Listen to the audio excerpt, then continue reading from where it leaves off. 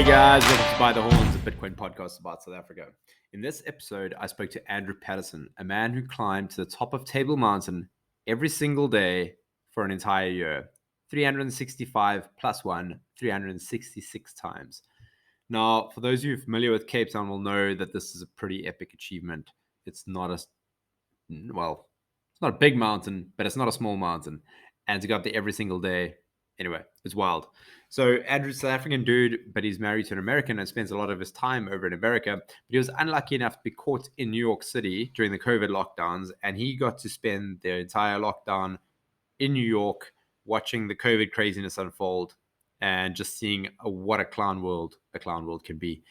Anyway, we also got into the current state of the clown world we live in, the selective media outrage, cancel culture, Ukraine, Russia, everything in between. So this episode is extremely light on Bitcoin. So if you're coming looking for a Bitcoin episode, this one might not be for you. However, it's very high on hiking and stories about the outdoors and stories about being high in the outdoors. Anyway, Andrew's a great dude. I really enjoyed it, and I hope you enjoy this one. Cheers. Andrew, how you doing, man? Welcome to the show. Thank you, bud. It's good to be here. Good to see you. Like I said, I wish I had a beer to be cheering you with, but we'll just pretend it's straight vodka. Well, cheers to that. So you were just telling me off air that you've decided to lay off the booze for an extended period of time. Is that a personal challenge, or are you doing it for health reasons, or what's the reason? Well, I used to always take January off because I would always train for the August cycle race. But I don't know, I just kind of have gotten to a point right now where I just kind of feel like I feel like it's like almost a crutch, and I'm just defaulting to that as a wind down instead of actually just like really thinking about stuff and processing it that way. So it's just taking it day by day. So I haven't put a mark in the sand and said like 10 days, 40 days.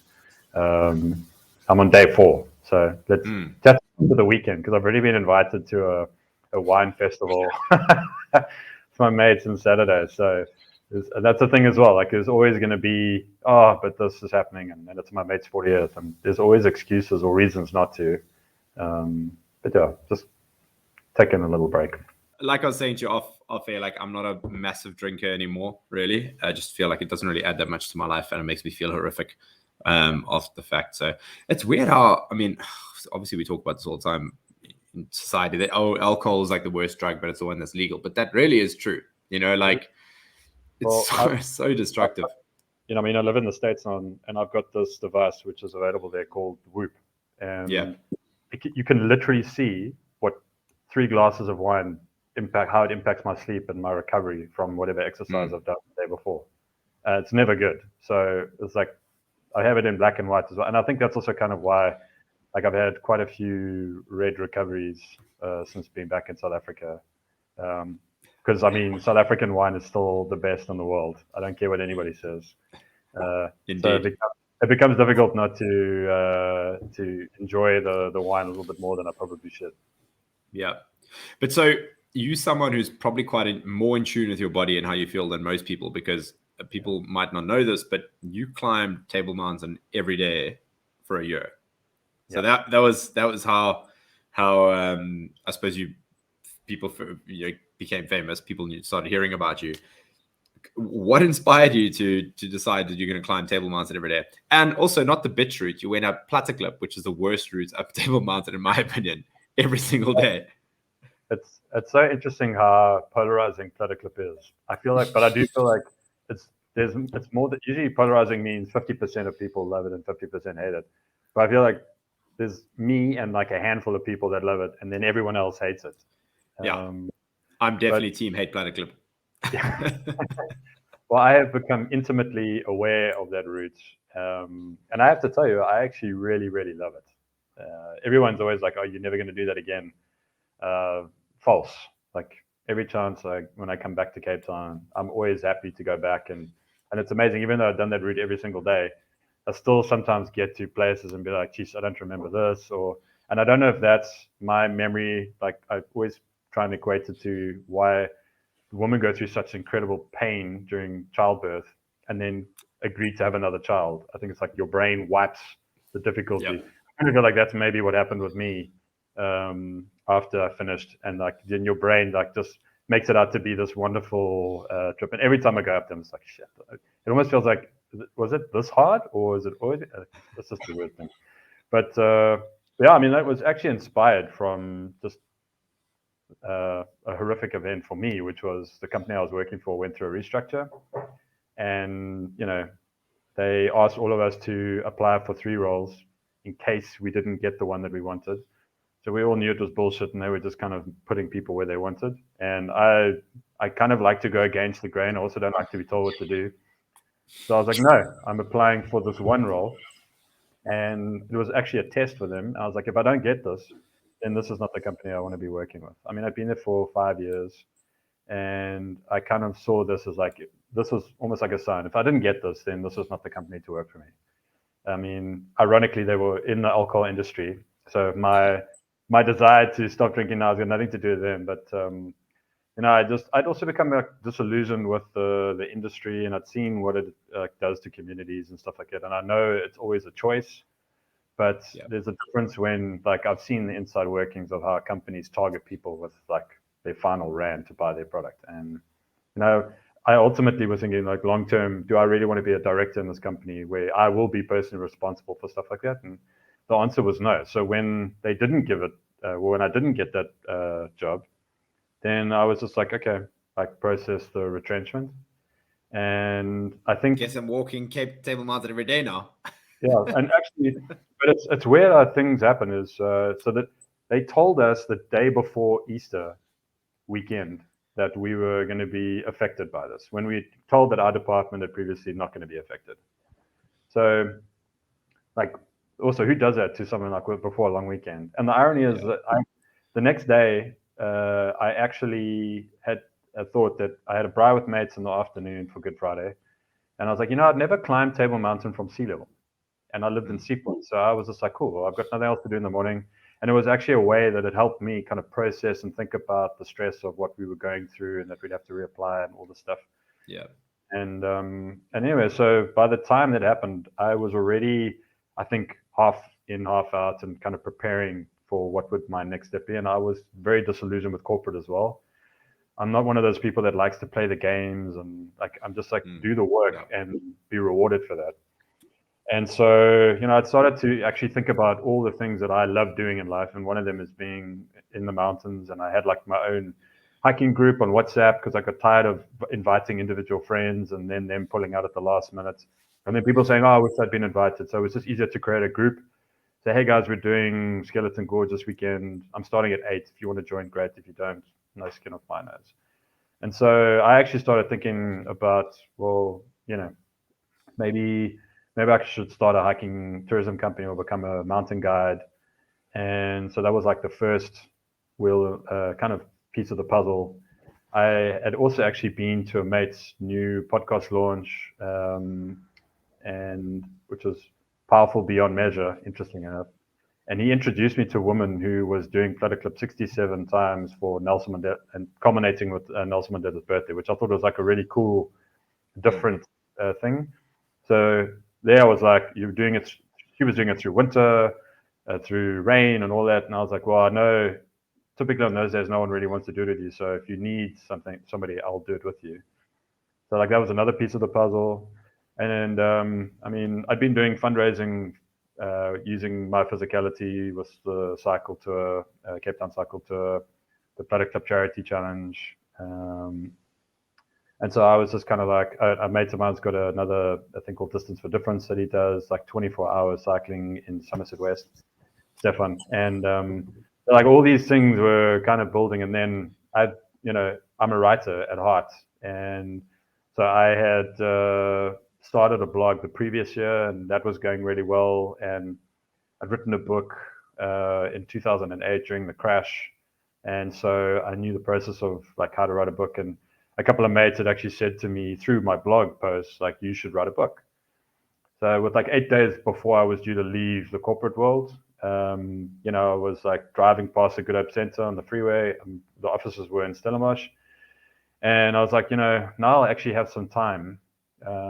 Maybe I should write a book. And my first question was, but write about what?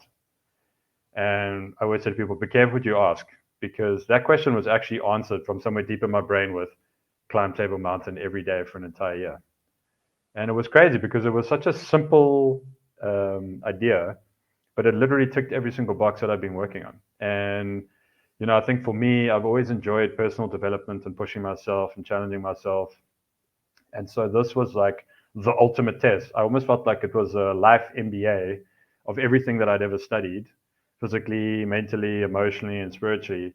And now I was actually going to get to put it to the test.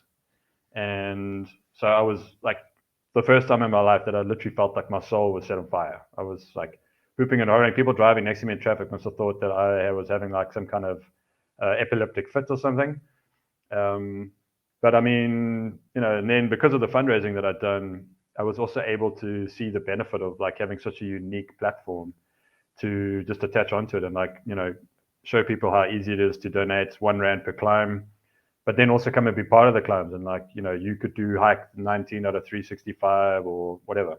And so it was like all around building community. And I personally believe for myself, like whenever the shit, it feels like it's going wrong or, stuff isn't happening or, there's some bad happening, it's like, well, there is bad, but there's always good that comes out of it. It's just a matter of perspective. And that perspective might come tomorrow, 3 days, or in 3 years' time, or 30 years' time.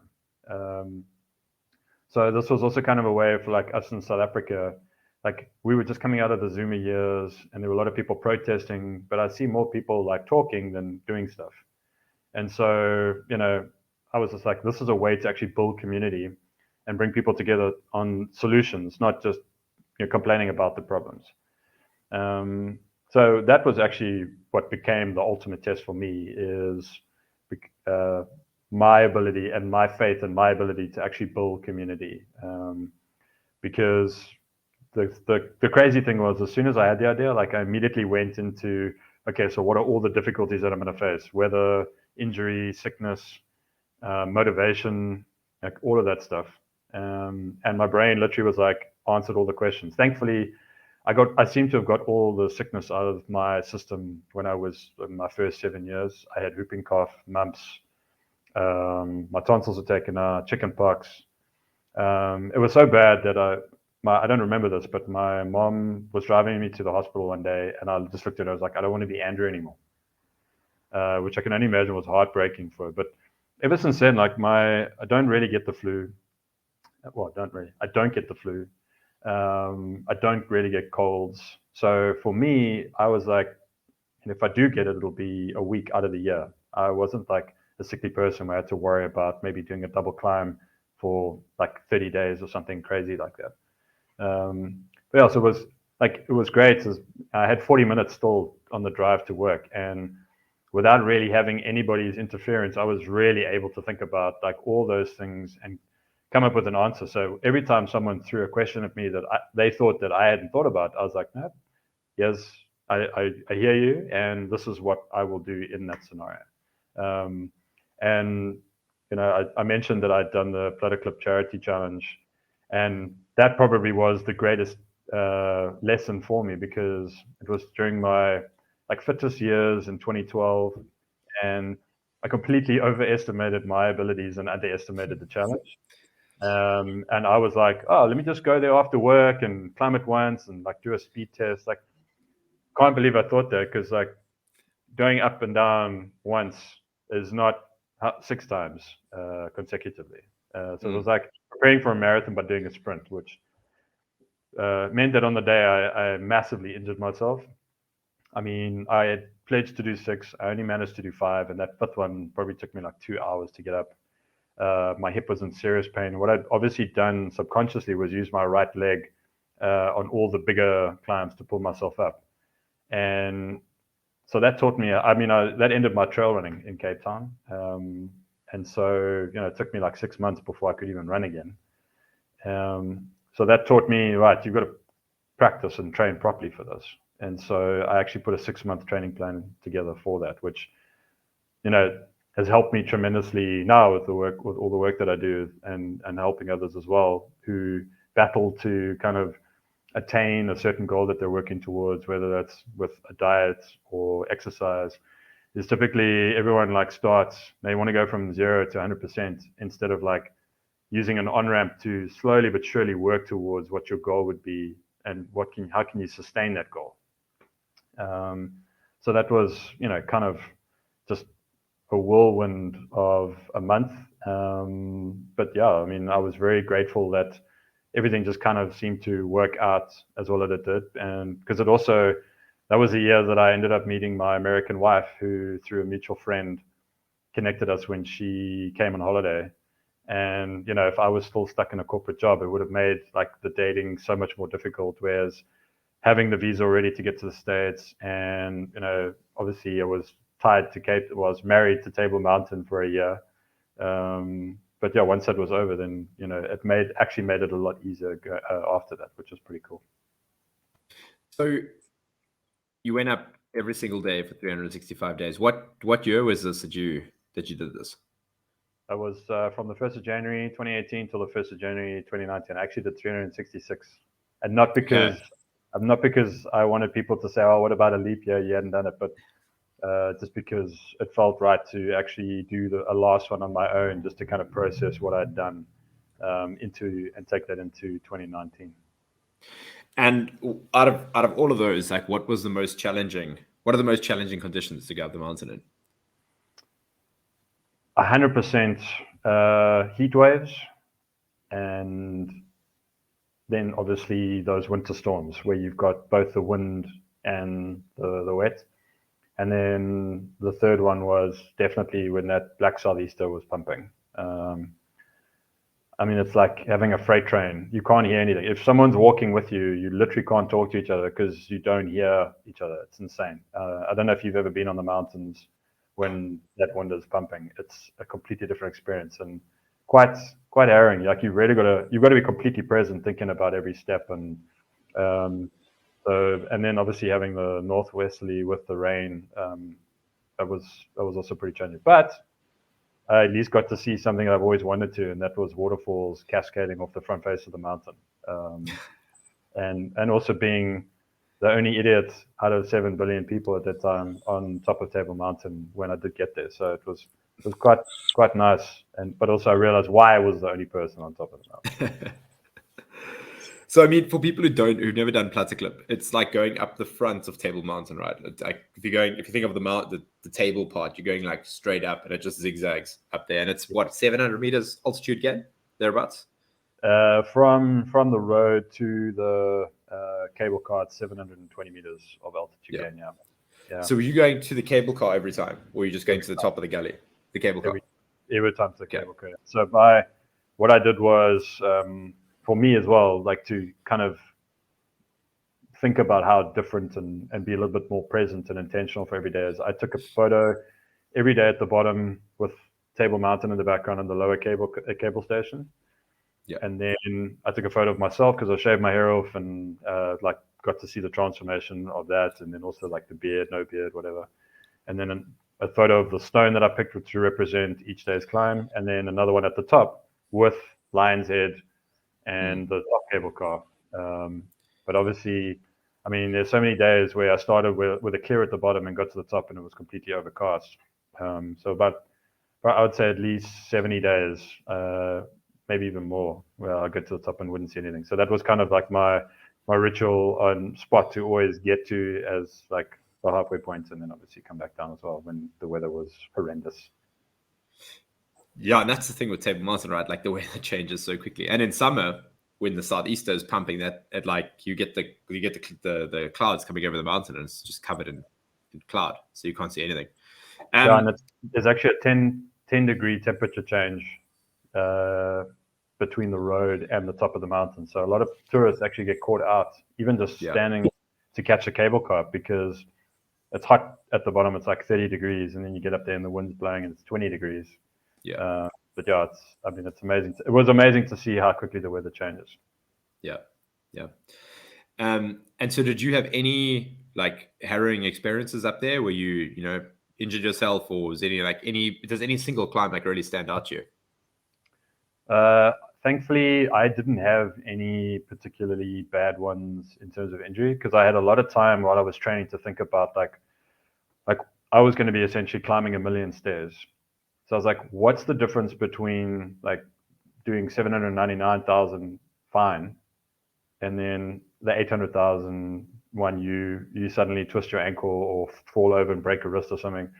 And for me, it was all about like losing concentration and also like thinking, oh, I've done this so many times, I like know everything. So let me take a photo while I'm walking or video while I'm walking. I would always make sure if I did anything, like taking a photo or speaking to people, like really engaging with them, would always be standing still. But I think one of the most harrowing two that stand out was when, because I used to always log in with a WhatsApp group specifically designed to track people on the mountains. So they would always know what time I started, what the route I was taking, how many people, and what time I planned to be off the mountain. And on this particular day, it was actually the 16th of April. And I know that because it was 6 days after the 100th climb. And halfway up the mountain, there was a day when these idiots had spray painted like 14 different times. And I was like, my blood was boiling and like there was so much graffiti on the mountain and it looked fresh. It looked like I was actually going to run into them. And so when I took out my phone to take one of the pictures on like for like the 10th time, I actually got a message from the guys tracking me to say, hey, we've got some hikers in distress on Jan Smuts track. Like, would you mind please helping with like, I said crowd control, but I mean, like, I was like, who's actually going to be up there? But anyway, this was like late in the afternoon. And by the time I got there, unfortunately, the one hiker had actually passed away from a heart attack. And now the sun's setting like 20 minutes. We're like a little bit down Smuts track from where the top of, what's it called? The highest point? McClare's Beacon. McClare's Beacon, yeah. So the ranger was like saying, you know, could you please get them down safely down Skeleton Gorge? And I'm just looking at the sun going down. Like, this is, they don't have torches. I had stupidly taken my torch out my bag. But anyway, so managed to negotiate with the cable company to stay open. And then I realized about if we could get to the top before sunset, then at least that is flatter and safer to get them to the cable station, which we did. And then thankfully we walked past a couple of groups of the rangers to take the body down, and they gave some spare torches for the others. I mean, and it was a crazy thing because I went from being like my blood boiling to like being brought back down to earth of like, you know, how precious life is, and also like, you know, walking with poor people that had just lost their friend, and like, you know, just trying to talk to them and take their mind off of it, and then their gratitude for, you know, helping them. Like, it was amazing. By the time I got down to the bottom, I hadn't even thought about the graffiti anymore. So that really stands out. And then the other one was like just being in nature so much. It like really paid. I learned to listen to my intuition. Like, if I had a thought to put on my shoes because I was doing a barefoot hike on a day, I would, and then like the rain would start 5 minutes later. But another one was when I was up at the top and the cable station was closed for like 2 weeks when they do repairs and maintenance between July and August. And for some reason, after I'd taken my photo, I was just like, let me just walk past the cable station, past the shop at the top, and then just like do a different loop just to kind of see the sunset and everything. And as I did that, I actually walked past 3 hikers, and they were all foreigners, but working here. And they had climbed up Skeleton's Gorge and were hoping to catch the cable car down. And they didn't know any other way back, how to get down. So thankfully, I was like, okay, well, follow me and I can help you get down Plata Gorge. And then gave them a lift back to where most of them were in Frederick. So I was like, if I hadn't done that, I don't know. They really would have tried to go back the same way, which, I mean, that's like a 5.5-hour hike. And that was already at like 10 to 6 or 10 to 5 in like a winter evening. I mean, it would have been a horrible night for them. So it was like, those probably like, there's a lot of little days like that where like stuff like that stands out. And ironically, all the most harrowing experiences or worst weather days are what stand out. Like, and that's also was a great lesson for me. And, you know, we tend to hate, or lack of a better word, like when the shit hits the fan. but generally that's actually where we learn the most, and what we then look back as, really inspiring ourselves of like, oh wow, I actually overcame that or experienced that, and I'm still here today. So yeah, it's that B-type fun that's not fun at the time, but when you think back on it, you think back on it favorably because it shaped you. But most people don't know this, but Table Mountain, more people die on Table Mountain than on Everest every year. Yep. And it's exactly this, because it looks like such a friendly mountain. And it's only 1,000 meters. The climb's only 700 meters. And then it's 10 degrees cooler, like you say, on a normal day. But then the weather blows in, as it does. And people get caught up there without torches or without jackets. And they die from exposure. This is hectic. It's quite a dangerous mountain. Yeah, and also, it's not like Disneyland where there's rails around all the cliffs, and there's a ton of them. And so if you can't see your hand in front of your face, and you just think that it's like flat on every direction, or you get spun around and you can't remember which way, and you're not seasoned, so you don't know, okay, this wind is a southeaster, so that's the kind of direction that I need to go to get to Plata Cliff. You end up walking off a cliff. So it's, to your point. So, and I think it's a blessing that it's so close in proximity to the city, and a curse. And I think the blessing is that it's accessible, but the curse is that people, like if you were going to the middle of the Karoo to climb Table Mountain, you'd be thinking all the things that you should be of, like, do I have a bag, like food? Do I have like a torch? Do I have a wet, like a warm jacket or extra jackets? Do I have enough water? Like so many people I walk past didn't even have any water on like a scorching day, and I think they also hear that you walk up Table Mountain, and while there is a path, I mean, it's an insane. Like climbing the Empire State twice. Yeah, you're hiking, you're not walking. And I've come down Plata Club once before, and a group of Chinese businessmen in suits and dress shoes were coming up. And I was like, what's going on here? And this is exactly it, because people just don't think, Well, as you said, that you think of the final climb of May, 151st climb, and I had a journalist who had already climbed twice with me, and she said, let me know when it's going to be wet and rainy. And she was an experienced climber. She had all the right gear. And so she was like, I'd love to join you on one of those days. And I was like, I can always use the company. So she joined me. I overslept that day, and I caught up to her where she was like talking to these two guys who were, to a point, like just dressed in jeans and, also not the right shoes, completely unprepared, like a little plastic bag. I later found out there was beers in the plastic bag. And I thought that they were talking to her and they'd realized their mistake and were like on their way back down. So, after a couple of minutes, like, oh, you're from the Netherlands, that's great, all that. Then I was like, okay, cool, let's get going. And they were like, yeah, we'll follow you. And I was like, but you've got like no proper gear. Like, you're going to be hot when you're climbing, yes, but as soon as you get to the top, it's going to be probably raining. No, not probably. It's definitely going to be raining. The wind's going to be blowing. You're going to get like hypothermia. And they're like, no, we'll be fine. So I'm like, okay. So we walk for about 5 minutes, and I can see that it's going to start raining. So I always try to have my rain jacket and my bag covered before it happened. And like, I'd already stopped once for them to put on another warmer jacket underneath the rain jacket. And when I was putting on my rain jacket, I just looked at them, and they were sitting underneath. There's a massive rock on Plata Cliff, and this guy was sitting there, and he was like not looking happy. And I just said to him, listen, pal, I'm not going to stop for you again. Like, because you are now putting my thing in jeopardy. I don't want to be doing the stop, start, stop, start. So, I really suggest you go back down. And it was only then that he was like, okay, I think you're right. But the journalist actually told me that she could smell like alcohol in their breath, and she thinks that they were still like either hungover from the night before or whatever. And I was like, it was so crazy that they didn't listen to my advice the first time around and be like, listen, I can tell you, you're not dressed for this. It's not going to be fun for you. Like, I would turn around. It's like, really, he had to wait until he was really starting to get pelted with rain. So yeah, I think I almost got to see that the phenomenon when people are climbing Everest, where it's like called summit fever, where you're so close and all you can think about is the summit, and you almost like disregard your own safety or others for that matter. Yeah. And it was just very interesting to experience it. Yeah.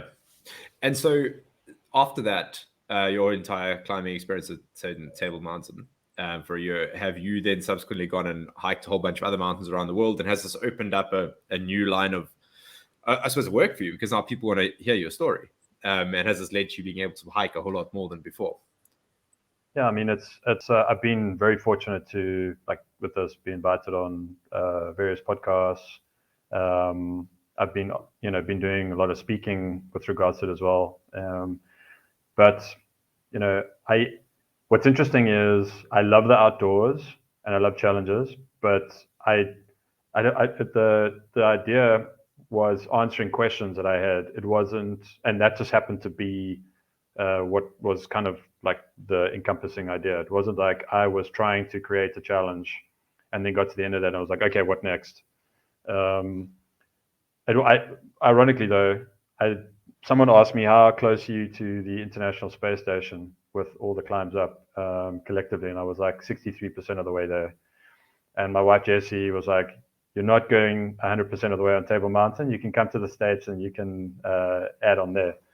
But the nice thing about that is it created a real good base level of fitness for me and strengthened my legs, and also, more importantly, the mindset. And so, thankfully, my wife is also really fit. I mean, you've walked with Jessie, you've seen her powering ahead, and like we've gone to the Grand Canyon, we've gone to Yosemite. So the idea is to always enjoy the outdoors as much as possible. And I can tell you, and I think we've actually spoken about this before on the mountain, but anybody who has an opportunity to go to the Grand Canyon, it's beautiful to see from the rim, but yeah, you get such a different perspective when you actually hike down to the Colorado River and back, which is like a 6-hour journey, it's like 22 kilometers. So it's nice to have had that fitness. And then we moved to New York 6 weeks before the pandemic, and there's no mountains there. But I had previously thought about like being in the States and coming up with another challenge to bring people together, like creating teams and like seeing who could do more, and use like a building to like climb it as many times in like 24 hours or something. So anyway, during the pandemic, I used the stairwell in our building to kind of come up with another challenge. And then after that, for the whole of last year, like just as a nice way to stay fit in New York, I was creating the outline of each state's map and then climbing the equivalent of their highest peak. So the highest elevation of all the states combined add up, which is 93 kilometers. And those three challenges together have now gotten me 100% of the way to the International Space Station, which is pretty cool. How high is the International Space Station? I think it's like 408 kilometers above Earth, which is it's high. Yeah. But there's like cool things in the States. Like being there, I'm like learning about all these different things. So I'd always known about the Pacific Crest Trail. Pacific Rim, yeah. Rim, yeah. Pacific. No, sorry, that's no. I'm incorrect. It is the Pacific Coast Trail. What is it called? I think it's called the PCRT, something like that. But it starts sort of in Lower California, near the Mexican border, and then you climb up the chain of mountains, going through the. Might get my brain going here in my geography. All the way up to Washington State, right? Like you're going all the way up. You go past Yosemite and up the West Coast, and you end up in Washington. Yeah. But then I've also learned that there's the Appalachian Trail, and then the one that really excites me is the Continental Divide Trail, and that is basically the Rockies, and they call it the Continental Divide because any rainfall on the east flows in the Mississippi and gets to the Gulf of Mexico. Yep. And anything that lands to the west then ends up in the Pacific. And that's pretty intense. I think that's like a 4-month trail to do. So when I have that kind of time that I can take off and push myself and do it, and hopefully, I think because what I've learned is, if you're going to do something epic, like bring people with you. And even if it's just like inviting people to do 1 or 2 days on that trail with me, it's just it's so cool to see people and hear their story of where they are physically on that day and what their life has been like, and then see their effort based on that. So that was one of the great things about actually including people like my sister. Caroline suffers from adrenal fatigue and an underactive thyroid, and honestly, probably shouldn't have done the climb. But she was so amped to support me, and they still live in Johannesburg. And so they flew down in March between my niece's birthday and climbed with me. And she took 4 hours to get up there. But like watching her work through nausea and dizziness, and like just like I explained to her, just get to that corner, like get to the next corner, and then we can sit down there, like have a sip of water, like just breathe, enjoy the view. It was really amazing to see her, and then also to see their response reaching the top. The elation that so many people got from like, their brain going like, I would never do this, and then they were kind of like, okay, well, if he's doing it every day for a year, maybe I can do it once. And then like seeing people since, like they started to get into the mountains more. It's just sometimes all it takes is like one crack, and then you are, like for me even, like now I'm like, okay, I did that. So if my brain thinks of something like climbing our building in New York, I mean, I can tell you right now, there's nothing worse than climbing a stairwell. Nothing. But it's also the fittest I've ever been in my life. I mean, now when I climb Table Mountain, like compared to the stairs, it's easier. But it's also just because like who wants to look at concrete and just boring stairs over and over? I mean, all I was doing is looking, like counting the flights of stairs. Okay, flight 24, 25, 26. Thank God for podcasts and music, because otherwise I probably would have gone a little bit insane. But like again, that all those things have taught me about like how once you've built discipline, or sorry, I don't think anybody builds discipline. I think we all have discipline, but we just need to find something that we really love and are passionate about, and then we will discover what discipline we actually have if we just apply our minds and put together like an actual plan of how we want to achieve something. So on that point, there must have been some days when you were waking up in the morning to go and do 7 miles and you really didn't feel like doing it. And how did you power through that? Yeah, look, one of the things that I really worked on while I was training was trying to overcome that mindset of like, oh, not today. So one of the key things that I did was I eliminated using the lifts, and I already lived on the 8th floor of an apartment building. So that was kind of like, I'd already done it 5 times in a day, go out for dinner with mates, get home after 12, pretty boozed. And then like, my brain would be like, no one will know. But the thing is, I would know. And so I was like, no, just climb the stairs. So that was a huge portion of helping me kind of break that mindset of just waking up and doing something again. And I think also knowing that there was an endpoint, I was like, I worked it out. I mean, I love stats and all that type of stuff. So I worked out at that stage of my life, it was only 2.56% of my life. And as I get older, that's going to be less and less. So I was like, and also because I knew there's going to be so many lessons and things that I would learn from it, that kind of helped me. But I think one of the biggest things as well was I set 8 days as like my final thing in December to train. And on the 4th day of doing 1,000 meters or more was Devil's Peak. And I woke up to the wind howling in Sea Point. And if it's blowing there, then shit, like it's going to be horrendous on Devil's Peak. And I woke up to all my mates like canceling and saying, oh, not today, not today. And I mean, I vividly remember lying there just like looking at the ceiling going, I just want to turn over, pull the covers around over me and go back to sleep. But because of all the training I'd done, I projected myself into the future. And I was like, this time next year, you don't have that luxury.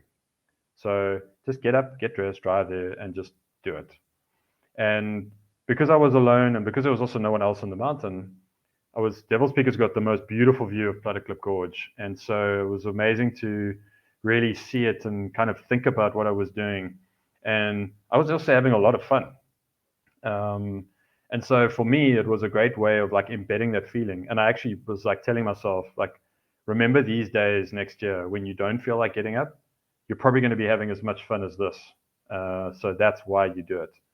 But it's just also timing, and it's funny how little things happen that I can look back now that I've written about that helped me. So I think the worst part mentally came when I was getting to the halfway point, and there was like so many storms that were coming like 5 days in a row. Everybody was messaging me, and I got out of my rhythm of just worry about today, get to today's climb, plan for the week, but just worry about today.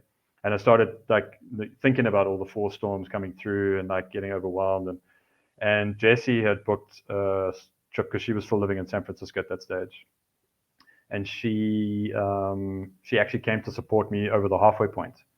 And I mean, I didn't realize it at the time, but like now looking back on that was so crucial to have her enthusiasm and her support. And she would always climb with me when she was back here. And that just helped me like get over that, shit. Because I mean, once I got to halfway, I knew how much effort had gone into that. But now I had fatigue, like heavy legs, and I still have to do that same amount. Like it was very easy to start getting like a little bit overwhelmed and thinking like, do I really know what the hell I got myself into? But I think also because I'd done 5 Plata clips in a row and had felt that, as I started getting more tired throughout the year, I would just tell myself, okay, this is just like doing lap number 2, or this is just like doing lap number 3, and you've done that in a day. So those are all like little things that kind of helped me to get over that. But it was only really that halfway point which was the worst. And then once I got through that, every day was closer to the finish. I was closer to the finish than I was to the start.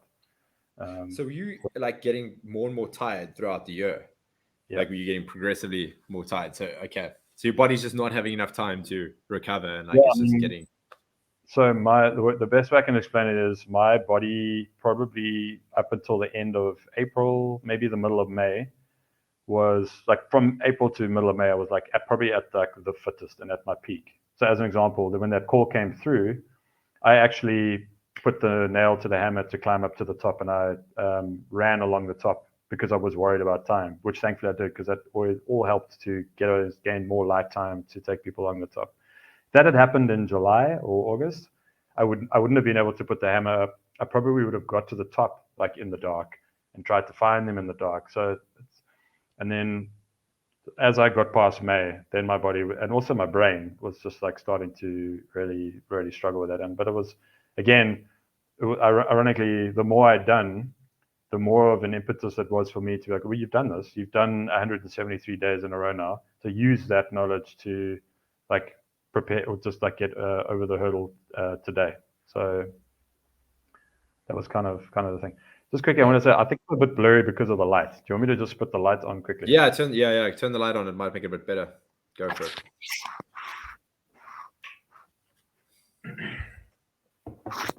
And I might need this a little bit close. Yeah, that's fine. Is that better? So I've got a mountain story. I don't know if I've told you this story yet. So I am an avid hiker myself, and myself and 2 mates went up into this cliff that we'd done before. It's called the Devil's Cliff. It's kind of up near Stellenbosch, between Stellenbosch and Franschhoek. It's in that range of mountains over there. And it's this narrow kind of cliff you go into. It's very steep. We have overnight bags. We way overpacked, but so we hike up there with our backpacks, and it's probably about, I don't know, 3 hours up. And then it's very, very steep all the way up through over like a boulder field. And then we got to a dry waterfall. You have to climb up the waterfall, and I'm terrible with heights. So we got ropes climbing up there with our packs. I'm not having a good time because I just don't do well with heights. Anyway, I climb up there, and then we get into a slot canyon. So the canyon walls are like 400 meters high on either side of us, like crazy, crazy, super high walls, very sheer. And the cliff just gets narrower and narrower in the slot canyon until it's about 25 meters wide. So very narrow. So we get up there. This is roughly where we want to camp. And as we get up, there's a troop of baboons above us. So the troop of baboons runs up the cliff. We're like, whatever. And we pitch our campsite there. So we've got tents with us, but for the second time, I've carried a tent up there and not pitched it.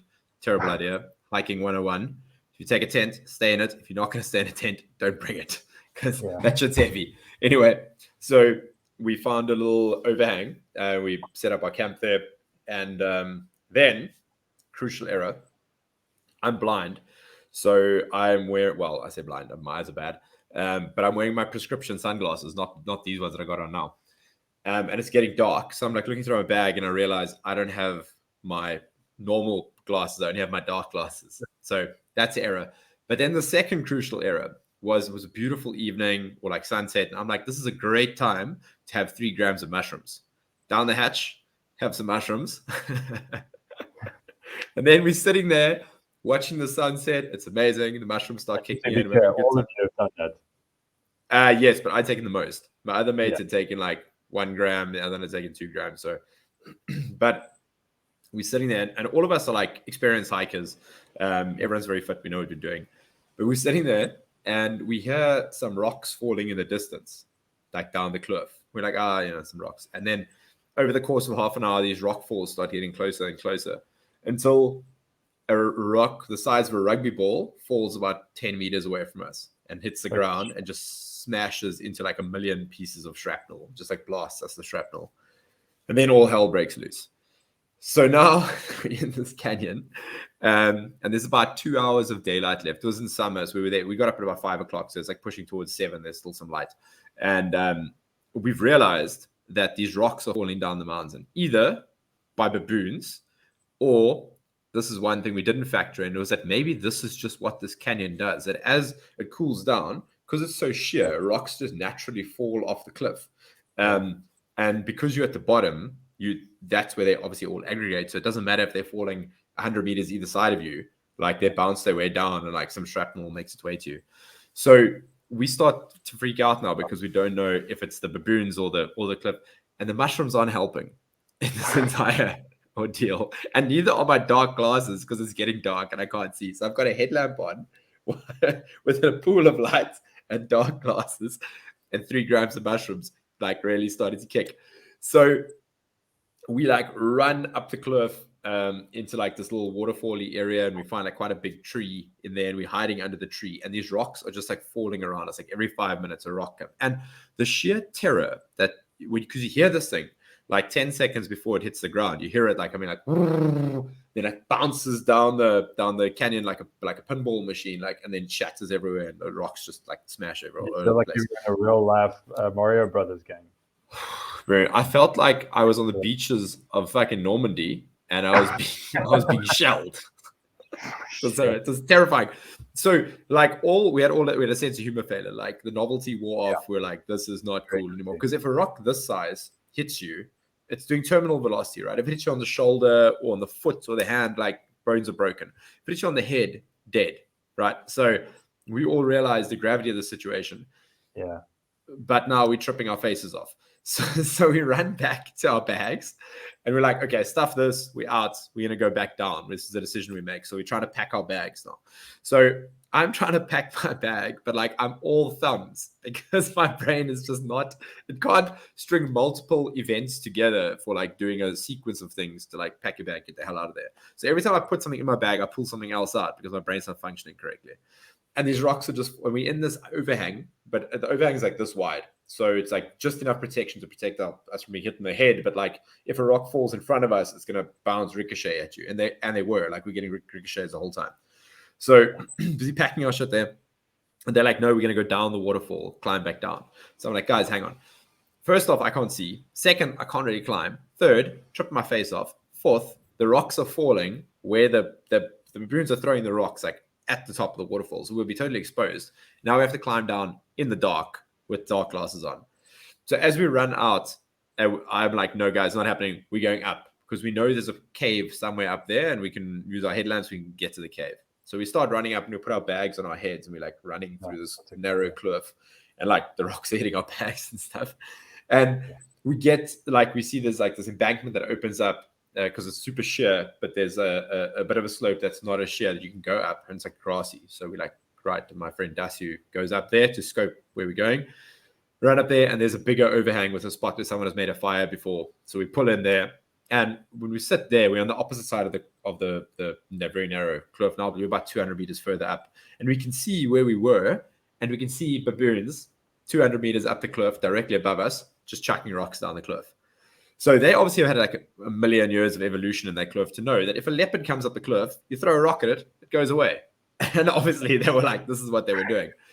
Man. So, but just the sequence of events that had gotten to that point, like we'd walked up this random cliff, dislodged a troop of baboons, then without thinking decided to eat a whole bunch of psychedelics, and then found ourselves in this predicament where we could legit die very easily. And no one knows about it. People knew we were up in that cliff, but like you can't phone anyone because there's no reception. And what are you going to do? You can't get down because we can't go down this flipping waterfall that's kind of blocking us. Yeah, it was crazy. And that taught me a healthy respect for how quickly things can change in the mountain. And never ever do psychedelics near baboons. I think that's a pretty decent realization to come to avoid going. Also, my tolerance for baboons is now zero. I'm not one of those people who are, and I grew up on a nature reserve. I'm like an environmentalist at heart, but like fuck a baboon. No time for them. Did they leave you alone then, or did they not see that you've moved? Baboons at night go to bed. So as soon as it gets dark, they tap out. So as soon as it got dark, they stopped throwing the rocks. But we could hear them shouting. And then in the morning, when we woke up again, they were chucking rocks again. And we just got the hell out of that cliff. We're like, fuck this.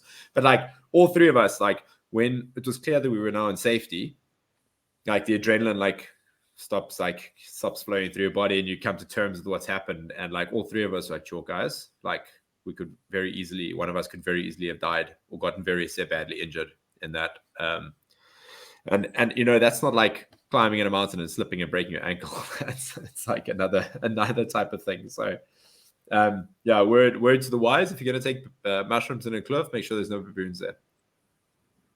Yeah, I mean, I wonder how many, there's like a baboon tracker. Like you can see the spots moving around in the mountains. It's like, okay, we can go there. But those are one of those stories that you're always happy to have made it through with like no skin. But you also now know how bad it could have been. Oh yeah. Can happen so quickly. And I've been in the Cedarburg before, where we went up to Wolfberg Arch. So we went up the cracks, and we planned it. We were like, it's gonna be hot because this was like October, so we're like, it's gonna get hot. It's gonna be 30 to 38 degrees that day. We checked the report, so we went up super early. So we started hiking at like 7. So we made it into the crack by 9, 8 pretty much. So before the sun was like, actually I think even 8 o'clock, before the sun was really on the slope, we were like in the cracks. So we're like, this is cool. The biggest part of the climb is done. I don't know if people are familiar with the Wolfberg Arch and the Wolfberg Cracks. One of the best hikes on earth. It's phenomenal. But so we got into the crack and then mission through. Once you're on top, it's kind of flat. So then we went over to the arch. I think it's like 8 or 9 Ks one way. So it's not that far. But if you've got your overnight bag, but here's the thing about that hike is that there's no water. Or nearby. So we got all the way to the arch. We took, I don't know, we probably had like 2.5 liters each. So we knew I think we had capacity for 4 liters each. So we knew it was going to be a thirsty time up there. And then from the arch, another 2K hike down to a stream where there was a bit of water because I'd been there previously and I knew there was some water. So we went down to this pool, had a swim, hung out there for the afternoon, filled up our water bottles. Also, this is where the psychedelics comes in again. Be careful with psychedelics in the mountain. Took some psychedelics. And then the weather blew in. So we're like sitting at this pool and like the clouds blow in and we're like, oh, it's cold here. It's getting a bit overcast. Let's go back to the site of the arch. So we missioned back to the arch, put our warmer clothes on. We're walking up, dude, like 100 meters out of this cliff. It is 38 degrees. And we're like, whoa, the weather changes like that. So we went from like being like below 20 in this crazy little microclimate to being like 20 degree like change in temperature. And if anyone's done this hike down from the arch towards Tafelberg side, there's like all these finger gullies that go down and it's super confusing. It all looks the same. And now when you're tripping, once again, all looks the same. So we the three of us are like almost holding on to each other because we're like, guys, if we lose each other here, not a good time. Because one thing about a mountain is like when it's hot, man, things go pear-shaped very, very quickly. And luckily we had a lot of water on us, but we didn't want to drink all our water because we had to hike down the next day still, and there's no water at the top. So you got to be like quite sparing with your water. So anyway, in this, like, we made it up through the top of these gullies without losing us. Everything looks like a cairn everywhere. It took us half an hour to get down. It took us 3 hours to get out because we were like trying to make sure we didn't get lost. But got out the top of the gullies, and then we like weren't talking for like this whole time because everyone was like starting to stress a bit, because like getting really hot. And then got to the top, we're like, okay, it's fine. But then got back to the arch, and these two British brothers and their sister, these siblings, like rock up. And they started late. So they've been hiking in the heat of the day, and they each only brought 1.5 liters of water with them. So now they get to the top, and we can just hear them like, we can just hear them whinging like from their little campsite down there, and they're just bitching about how thirsty they are, and they can't drink any water because they got to keep their water for the next day. And when you're up there in the Cedarberg, man, in summer it gets dry, and this is how people die, man, very quickly, because dehydration comes at you super, super fast. And there's no one to save you up there, huh? Like, it's not like Table Mountain where you can call the mountain rescue and someone will come in a bucky and pick you up. Out there you gotta walk out, or someone's got to come carry you out. So yeah, it can go south real fast. Luckily there are no baboons involved this time though. Yeah, well, I mean, I because I was going to spend a year on the mountain, like at the beginning of the year, I was like, I definitely want to take mushrooms on Table Mountain. But at least there, it's like one path up. Like, I knew I couldn't get lost, or like, yeah. But it was very interesting because I had two thoughts. One, I wanted to have mushrooms on the mountain, and the other one was I wanted to microdose and just to see what that was like. And it was amazing how it worked out. So again, I didn't want to force it, and literally I spoke to my mate. He was like, yeah, well, let me know when you want to do that, and I'll sort you out. And on like the end of August, a mate of mine messaged me, and she's like, hey, listen, like, we haven't done mushrooms together for a while. Like, me and Dave, like, we want to do this with you. So like, okay, cool. Yeah, shit you not, that same day I went to support some mates who were playing at a club in town, and never spoken to this dude, and he just walks in front of me, and I just look at him, I'm like, it's time. And then I had September, October, November, and December, because I was only going to do it for 1 month, microdosing. But by the time I got to the end of the month, I was like, what are you really going to know, like 1 month? In a like, month, yeah. And what was interesting about the mushrooms was, it was like a full like gram to start the month, and like a gram halfway through. And on one of those sessions, the mushrooms showed me what I was going to feel like getting to the top on the final day, and having my family there and friends, and like the emotion of walking along the top to get to the cable station, be like, you've done it. Like, and it was like so emotional. I was literally crying, like as if that was where I was. So when the day actually came, it was like so much easier to process. And it also made me, I think, appreciate all the climbs towards the end, of like really understand the magnitude, and not just be like, oh, let's just get to the end now. Thankfully, I was really stressed about what it was going to be like to climb, because I've had some gnarly experiences with also like underestimating the strength of mushrooms and just taking but I kind of felt like with everything that I'd done and whatever, like I was just given, I was like being on the mountain, and I think what felt like, well, it was like 2 hours, felt like the entire afternoon.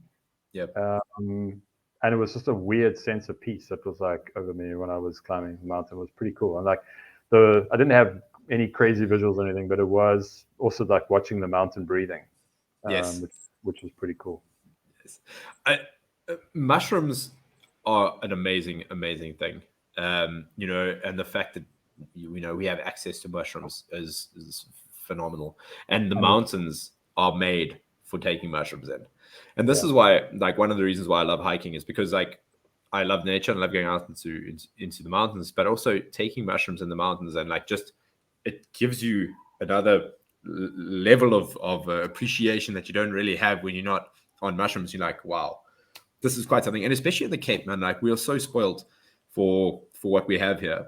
And the amazing hikes we have, and like the sheer natural beauty is something else. And then to be sitting up there with a group of your really good mates, you've just achieved like a big hike, you've just done like an 8-10 hour hike with them, to sit there, and you all kind of had a couple of mushrooms and you're having a look around, like it's a beautiful, surreal experience. And I would recommend it to anyone. Just don't do it near baboons. No, I will. I will make. I'm currently in Simonstown, and there's obviously a couple of Baboon troops here, so I will make sure that I don't do that here. Then. Okay, so let's switch gears a bit. So after climbing Table Mountain every day for a year, you went to America and you went straight to the belly of the beast, straight to New York, right before COVID hit. And let's get into a bit of the clown world. You and I have had a couple of conversations about this. I think we share a lot of similar views on this stuff. But so you were thrown right into the heart of the belly of the beast of like peak clown world COVID response. Yeah. What are your thoughts about all of that? Yeah, well, I mean, it was pretty crazy because, I mean, New York became the epicenter for killing old people. A good month, well, that too. But like for a month or so, like around the world, there was more cases and more deaths in New York than like most places combined. After Italy had their kind of explosion. Yeah. But it was, I mean, I'm not gonna lie. Like when it first came out, I was genuinely worried. I was like, this is 10%, killing 10% of people. I was like coming home, and I was leaving the groceries outside and like washing and cleaning them before they went back into the fridge. But thankfully, in my corporate life, I studied and analyzed data, and so like whenever I would go to one of our customers like Pick and Pay or Spar, Macro, if I was proposing something, I needed facts to back it up. And the way I was in category management. So that means, when you walk into a store, that entire store is broken up into categories. And even when you have a category like liquor, there is ready to drinks, which is basically beers and ciders, and you've got wine, and then you've got hard liquor. And within each of that, you've got vodka, brandy, gin, vodka, etc. And so, like, you could have a look at one of those top figures and be like, oh, like the store is doing terribly. Like, we're losing money. We're doing worse than last year. But then you break it down and say, okay, well, where is that happening? And it's like, oh, okay, brandy is actually doing fine. Whiskey's doing terrible. Vodka's okay. But then it's also like, well, what's the largest share? Whiskey's the largest share. And that's why, because that's down, no wonder your overall figures are down. But actually, there's a number of other areas that are doing fine. I think that mindset helped me kind of think about COVID differently to, I think, a lot of people. So when they were talking about the death rate, I was like, okay, but like, let's hear about it through the age groups. And there's different metrics in terms of it, like how healthy are you? And I mean, living in the States is also beneficial to me because I'm not Republican, I'm not Democrat. And so I wasn't tied to Trump. So he says something, and so therefore it must be bad. Yep. And I actually think he did a lot of things correctly in the beginning, like shutting down travel and like thinking about doing a couple of things. But anyway, so then like it was interesting to see how like this person was like Andrew Cuomo. Was it Andrew Cuomo? Andrew Cuomo. Yeah. The governor of New York was like propped up to be this amazing dude, and just because he was holding briefings every day. But I was like, okay, so what are the briefings actually telling me? And also like when they were saying follow the science, I'm like, okay, well then show me the science. Yeah. I was like in Pick and Pay's shoes of like, no, just follow the data. Okay, well then show me the data that backs up what I have to be doing. So, I mean, obviously, it was pretty harrowing to be in New York. But honestly, I got to see New York in a way that no one's ever going to experience again. It was literally apocalyptic. Everything was closed. There were no tourists. So I was walking through Times Square with no one there. And I know that's never, ever going to happen again. Yeah. And I see that there were also people dying. But, there's also just you got to live you got to accept what the external circumstances are, do your best, and like not, I think, also blow things out of proportion. But yeah, I mean, like to be honest with you, my personal opinion is that we're going to look back on how we handle COVID, and future generations are going to be like almost disgusted. Like, what the hell were you doing? Like, why did you like force people to not be able to work and earn a living, and then create suicides to go up, and force little baby children to not see their families or go to school, or looking at everyone through masks? I mean, like, I think it's the damage. We don't even fully understand the damage that the way we've handled COVID has actually impacted people. It's going to come out in years to come. Well, I mean, it depends who wins the culture war, right? Because if we lose the culture war, then no one's going to be looking back and remembering it, because the winners are going to erase this history and make it seem as if they did everything right, you know.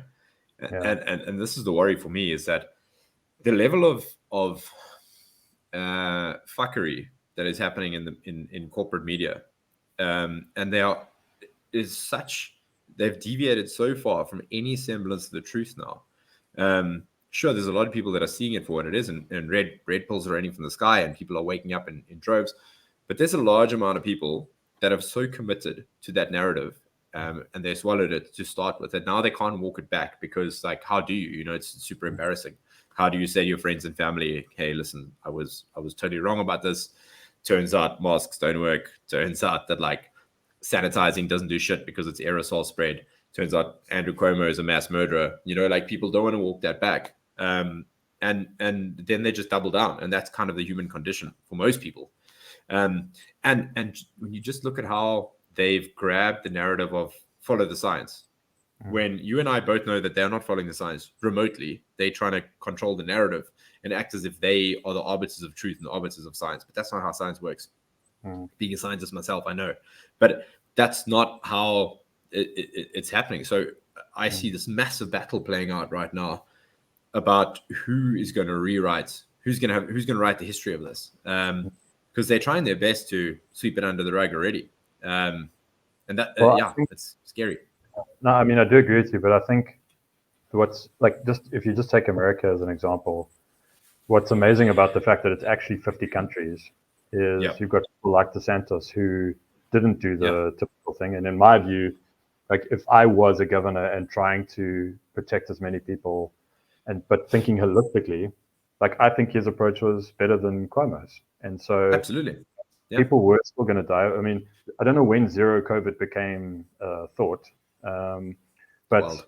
Protecting people and giving people the information to make the decisions is also, like, I just think, valuable. And you know, one of the reasons why I also know that health has never been part of the interest for them is because they never ever spoke about losing weight or the food that you eat as actually being fuel and medicine for you. There was never talking about, like, how uh, excessive amounts of stress and fear switches off your immune system. So, like, all these different things, like, they would have been pumping that into people. They're like, just, you're all stuck at home. You would have been commuting. Why don't you use that commute to actually walk every day? And then now you would have been, and so 6 months into the pandemic, everyone would have been healthier. Well, everybody who chose to do that would have been healthier. So, like, because of that narrative in the States, I don't think that there's ever just going to be a blanket thing of, like, oh, the way we handle COVID is amazing. I mean, just look at how they tried to tear down Norway. You know, I mean, I know that's different, or Sweden, sorry. Sweden has a smaller population. They're not as densely populated. There's so many different factors as in it. But the fact of the matter is, they were told you're killing people and all these negative things are going to happen, and none of that materialized. So you can't change facts, and the facts will be there. And I think for people who want to believe that, you know, the blue states were the ones that handled it the best, not much is, like you said, people have unfortunately made things part of their identity rather than this is just a life choice. Like, you know, it's, whether I want to get vaccinated or not, that's my choice. Like, why is it? Well, it's been weaponized, and that's, I think, what's been interesting as well is we've seen the different control mechanisms of how much, like, Facebook and YouTube and Twitter are actually able to censor stuff. And a perfect example was, like, the Hunter Biden laptop. Oh man. And that's, like, I mean, if you want to go down a rabbit hole, that is, like, just whatever he's done is one thing, but how those companies were blocking people from sharing that information just before the elections happened, like, that was pretty telling. And they have now come out, those same guys who were calling this Russian disinformation, the Washington Post, New York Times, have come out now and admitted to the fact that their laptop is real. It is not Russian disinformation. And all of the information on there is damning. And I mean, we're talking like 2 years later. they're now admitting that that was the truth. But obviously the damage has been done, and that swung an election, or had potentially could swing an election. And they were shutting down anyone who was speaking about it, and trying to bring attention to it.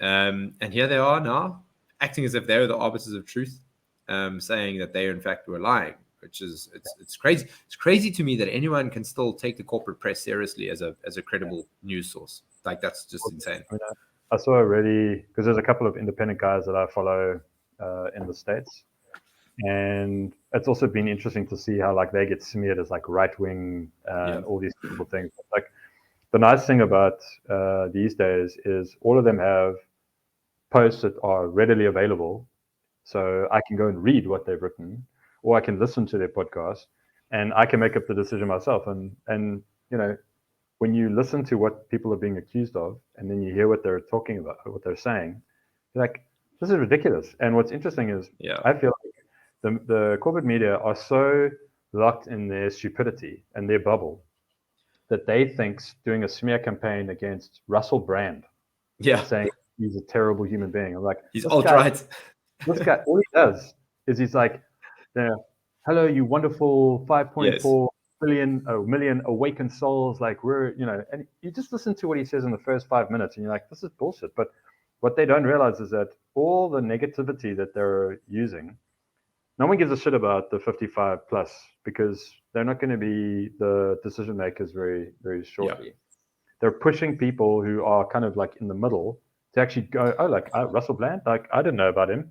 Now let me go listen to what he has to say. Joe Rogan, no, I didn't know he was. Now let me go listen to what he has to say. And then if you have the presence of mind to just listen to somebody and make up your own mind, then you immediately see like all the stuff that's coming out of the corporate media is bullshit. Or it's very, there's probably elements of truth, but they are always trying to tell you what this means versus just being like arbiters of like, this is the information. So I'm not going to be around. I mean, the figures of what CNN and Fox and all those guys have is minimal, and they're dying, especially now that Trump's not in office. Like, everyone was like on the edge of the seat because he was such a crazy dude, and you never knew what the fuck was going to come out of his mouth. You were just like, let me just tune in to see what happened next. It's like watching a soap opera, basically. It's like it was the modern day soap opera.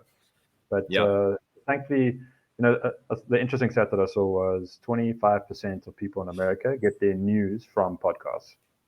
25%. That's amazing. Yeah. So compared to 5 years ago, where it was like single digits. But if you take that number and you take, again, like, it's interesting how you can shape stats and chop and change. But what I'd like to know is, of the population that's like between, say, 15 years old to like 45. So instead of out of 330 million people, what's that population size? And how many of those people are listening? I guarantee it's probably closer to like 50, 60%. Yeah. Anyone who's listening to news or who's listening to something, they're not listening to corporate press.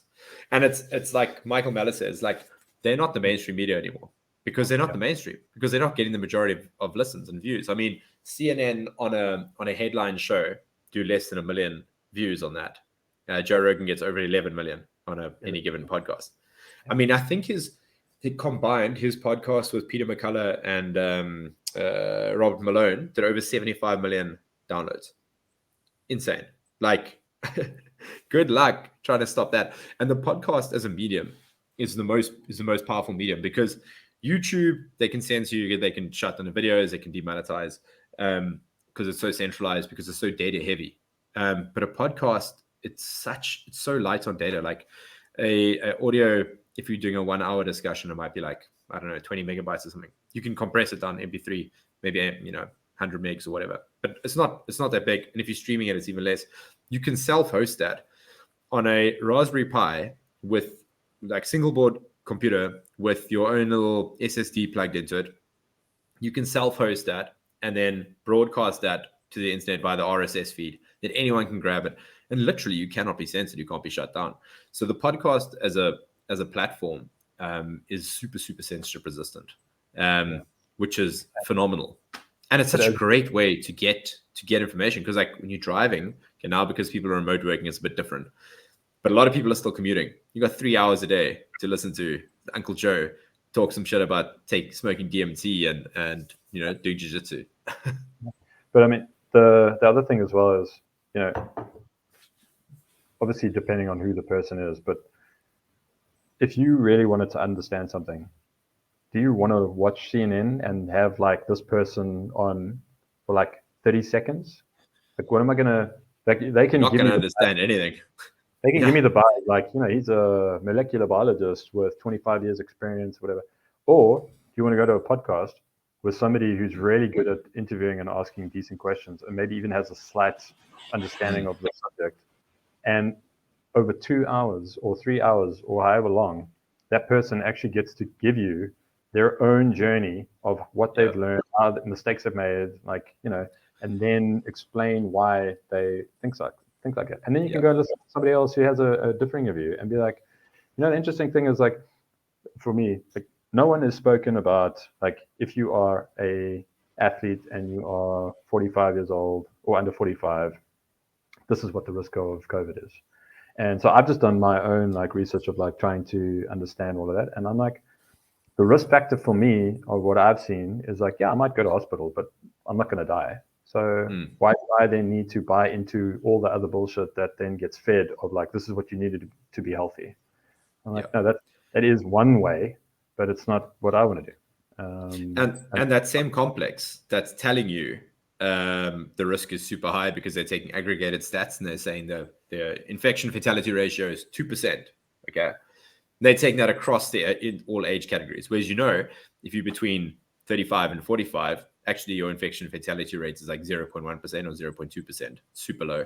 But then more importantly, that same cabal or like I don't know, a conglomerate that's telling you, how dangerous COVID is not telling you anything about health. They're telling you to take as many pills as possible, except horse paste. They don't want you to take that one. That's the one pill they don't want you to take is ivermectin. But all other pills, they're like, take all these pills.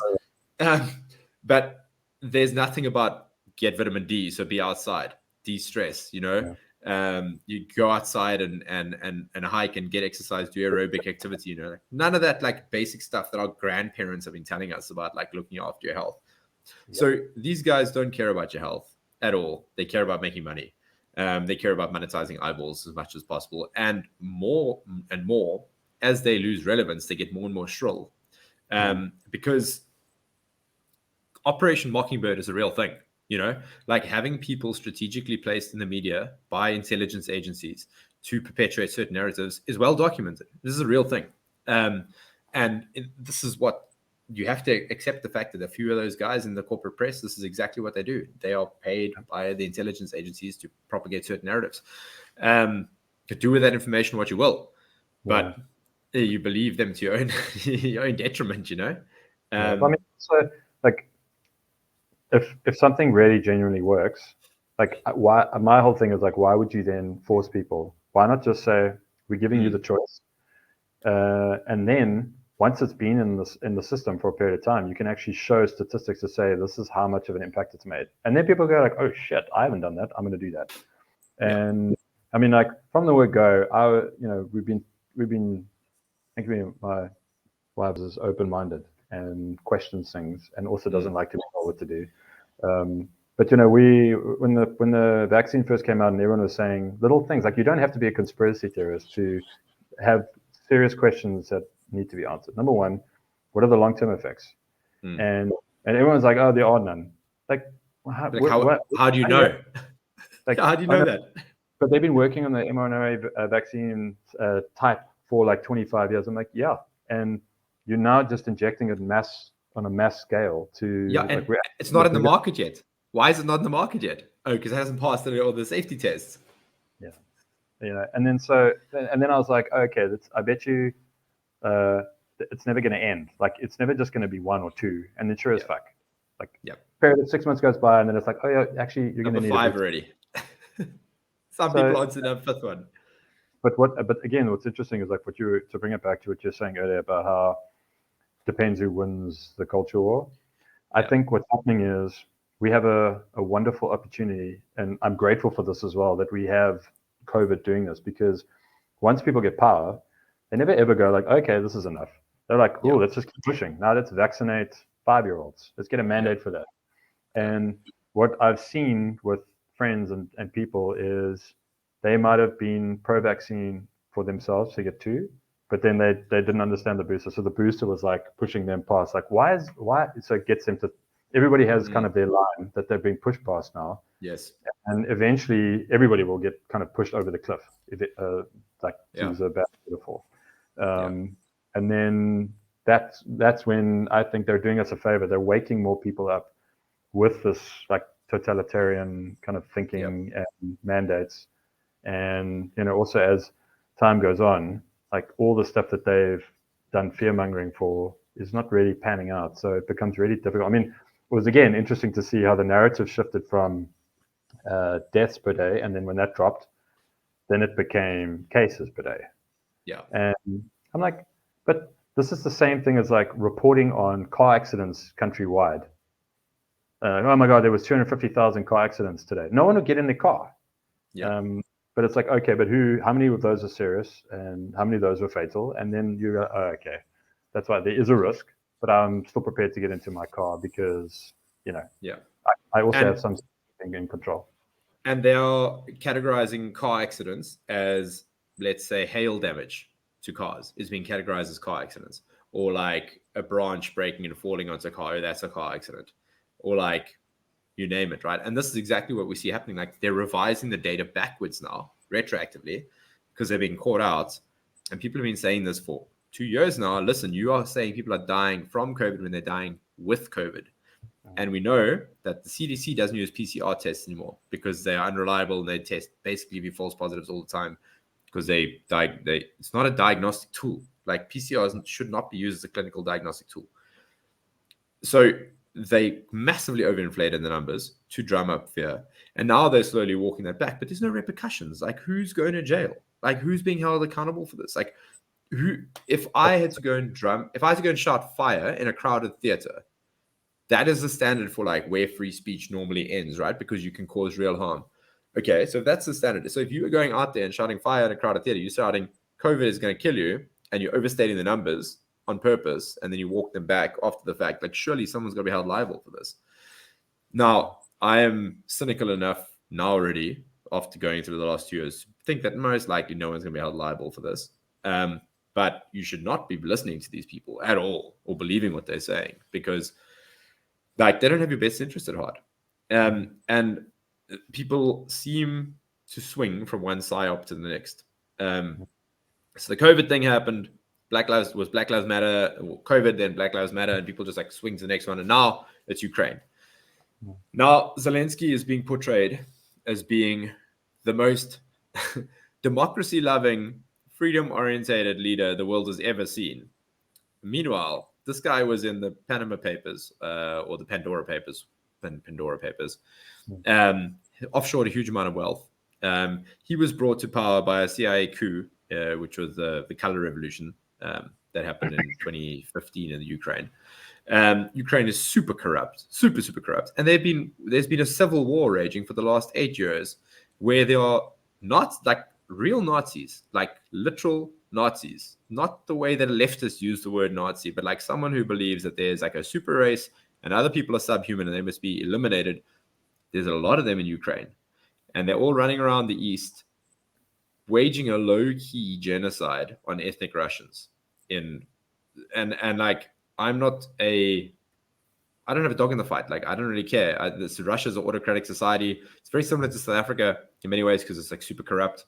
Vladimir Putin got to where he is not by being a nice guy, like, so, I don't feel like, I don't know why I have to justify this position, but like people are obviously going to say, oh, you're a Russophile. But that's the point being like, they're trying to gaslight us now to be like, Ukraine good, Russia bad. You could be like, both of these guys are pretty bad, don't drag us into this. Well, to your point, so that Breaking Points is the show that I watch, and what I really enjoy about it is Saga Enki is kind of more being brought up a conservative, and Crystal Ball, I mean, that's her actual name, is being kind of brought up, and she worked in like MSNBC and is like more liberal. So they both each have stories that they present, but after that, then they discuss it together. So it's like you have different opinions, and sometimes you'll see one of them come and like, oh, I never thought about it from that perspective, and now I can understand why they think that way. And they also come out on the show and like rectify when they've got things wrong. They're like, wow, we reported this, thought this was going to happen, it didn't. We got that completely wrong. But they actually just recently reported that that dude from Ukraine banned 11 parties. Yep. And, you know, so everyone wants to say like, oh, he's so democratic. Like, why would you do that? And he banned a lot of socialist parties. Now, riddle me this, lefties, who all have Ukrainian flags in their bio, and they, you know, they got the pronouns, they got the blue hair, they got the mascot in the profile picture, and now they have Ukrainian flags. All these left-leaning parties, socialist parties, have just been banned in the Ukraine. So at some point, you've got to have a look at this and be like, whoa, what the media is telling me, the corporate press is telling me about Ukraine is most likely not correct. So the death toll in Ukraine so far is 900 people have died, civilians. So I look at some of the footage that's coming out of Ukraine. First off, some of the footage coming out of Ukraine is from computer games. They are using computer game footage that they've been busted on now, being like, look, we shot down 3 Russian helicopters. People are like, no, guys, that's from a computer game. That's not real. So if I'm being led to believe by the media that the Ukraine is winning and beating the Russians, if they're winning, why are they posting video game footage? And if the Russians are shelling cities, Mariupol, they're shelling it and they're destroying the whole city, why are there not more than 1,000 civilians dead yet? Because I saw footage of a drone going over Mariupol apparently, and it was just burnt out husks of buildings, like just completely flattened, like apartment blocks, just like dozens of them, you know, completely fucked. That's more than 1,000 people that should have been killed in that alone, if they were like firebombing the city this way. So like a lot of it just doesn't add up. Obviously, there's Russian propaganda that's coming out of like Russia, obviously. You know, I've got some Russian South African mates living in Russia, so hear their perspective on it. They are being propagandized big time as well to believe that Russia is like, you know, great and has never done anything wrong in its life, etc. Like, you know, there's that whole side of it too. And I mean, I'm mischaracterizing it. They don't believe that, strictly speaking, but they are being propagandized as well. The first casualty in war is always the truth, right? But all of the wrong people, in my mind, that have been lying about COVID are supporting Ukraine and like pushing this narrative, which makes me query what the hell is really going on there. Like, I don't have all the answers. But what I do know is that today is D-Day, that Vlad said to unfriendly nations, if you want to buy Russian gas, you're paying in rubles as of tomorrow. So G7 countries came out 2 days ago and said, no, unacceptable, we won't. And Vladimir said, we're not a charity. So now, and if you look at the chart of the ruble to the US dollar, it dropped off a cliff around the 24th of February when they invaded, and it bounced all the way back up to previous levels. It's now slightly lower again, but like the high went right back up to the previous levels where it was before the war. And that must be because people are stocking up on rubles because they got to buy oil and gas, because Russia supplies 40% of Germany's gas. So Russia then also went out and said, we will, I think for the next 3 months till June, we will purchase gold at 5,000 rubles a gram. So they've fixed the price of gold basically. And what they've also done now, because the price of the ruble is fixed to gold, and because oil from Russia can only be bought in rubles, they've effectively pegged the ruble to both gold and oil. So what they've done is there's an attack underway on the US dollar, petrodollar, is what's happening. And the very interesting thing that's playing out here is that all the countries that did not go against Russia, which is the global south and the BRICS nations, it's a large part of the world, are all involved in these trade networks. So, which link Russia, China, India, Pakistan, Iran, Brazil, South Africa, Mexico, like massive resource-rich countries are being linked through trade networks, the Belt and Road initiative that China's building. And Russia's got the raw materials, and now they're paying their money to a gold-backed system. And Russia also came out and said, we will accept Bitcoin as payments for oil and gas. So I don't have the answer. Am I cutting out? Sorry. Yeah. Dude, you cutting? Can you hear me now? I Is that can hear you now, changed? but like the Okay. screen is static. I don't know if you could see yourself or if I cut out or anything. No, I can still see everything's Okay, fine. Clearly, Zach is not happy about us talking about Russia favorably like this. exactly. They're listening to you. But the point I'm getting at is that like there's big geopolitical things happening here, and if you're just watching CNN and you think that Ukraine is winning this war, and that's the only thing that's happening, you are as misinformed as you were about COVID and Black Lives Matter and the war in Iraq, and pick your psyop really. Um, yeah, very interesting time to be alive. Yeah, and so also to your something that also made me think about your comment about it depends on who wins the culture war is how many years has it been since the end of World War II? And but you've got somebody in the States called Dan Carlin who does hardcore history podcasts, long form, and this guy is drawing in letters from the front line, and he's talking about not even something to do with the West. So Yeah, battle between Germany when they invaded Russia, and like he's gone to such detail that you literally feel like you are one of those soldiers invading Russia, and then one of those Russian soldiers invading Germany when they are decimating them. yeah, And so for years, the narrative has always been that America is what saved the day for World War II. But the reality is, if Hitler hadn't invaded Russia, I don't think Germany would have been defeated. yeah, And Russia is actually who won both the war against the Germans, helped, because the Germans lost more people in one battle against Russia than the British and the Americans lost in the entire war. mm, And Japan also only threw in the towel when the Russians declared war against Japan as well. Because up until that point, they hadn't really done much about it. But once Germany had kind of folded, once they'd mm, been victorious against them, they would then obviously had resources and capabilities to think about what else. And then obviously Japan were trying to encroach on China and all that thing. So that was a bit of a threat. And there was nothing that the Japanese feared more than the Red Army. And so as soon as the mm, Russians declared war, they were like, we're done. Everyone yeah, goes, uh, it was because of the nuclear bomb. But the Japanese at that stage had cities decimated by 100,000 bombs. yeah. And so Fire they're thinking, bombs. Yeah, whether you do 100,000 bombs or one, we're not giving up. And that's why mm, it's interesting to listen to like history like this, because now, I mean, imagine if this had actually happened and taught in all classrooms in the 60s and 70s around the world, like how different the yeah, world would be.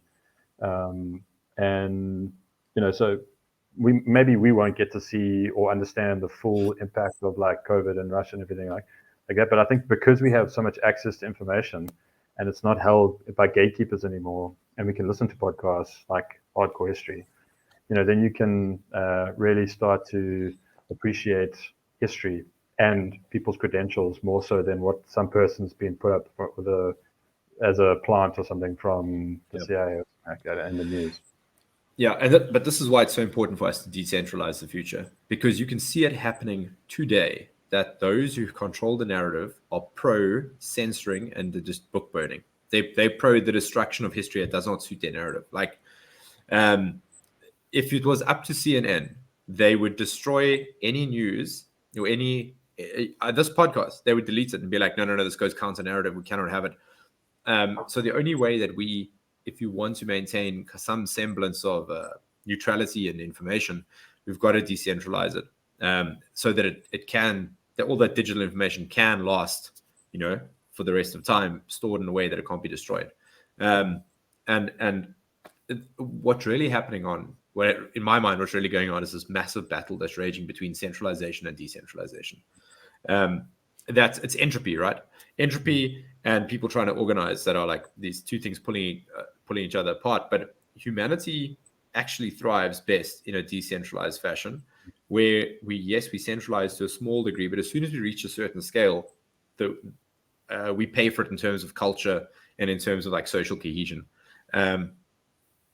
You always got to pay the piper. And the bigger the scale gets, the less personal it gets, the more you build a one-size-fits-all system that cannot fit everyone. And this is how you end up having people ground beneath the boot of totalitarianism, right? And that's effectively what totalitarianism is it seeks to control absolutely everything. It seeks to control your mind. and the totalitarian impulses that I see from world leaders all over the place. Justin Trudeau, Cyril Ramaphosa, Jacinda Ardern, Emmanuel Macron, Joe Biden, for all that's worth. Who knows if he's actually making decisions or not. But the totalitarian impulses that I see from these people is like, it's terrifying. But then to see what does give me hope is to see that there are people on common folk who are unnamed, like anonymous people who are like, they're starting to understand the importance of decentralization. And then we have some champions, who may let us down in the future, like it's the problem with heroes. But someone like Ron DeSantis, for example, who's standing up against this entire this machine, and people love him for it. Like that guy. If him and Trump run in 2024, the Democrats got some trouble. I mean, I don't know if you've been following the news recently, but he's putting a bill together to prevent like 5-year-olds being taught about the anti-child grooming bill. Yeah. And Disney's come out like condemning it or whatever. But what DeSantis did is he and then on that sorry to interrupt you, but on that point, 100 Disney employees got busted in a sting involved in child trafficking. So Disney should take a seat. For that, but then also they currently have cruises that go to 3 islands in the Caribbean where same-sex marriage is like not allowed, it's illegal.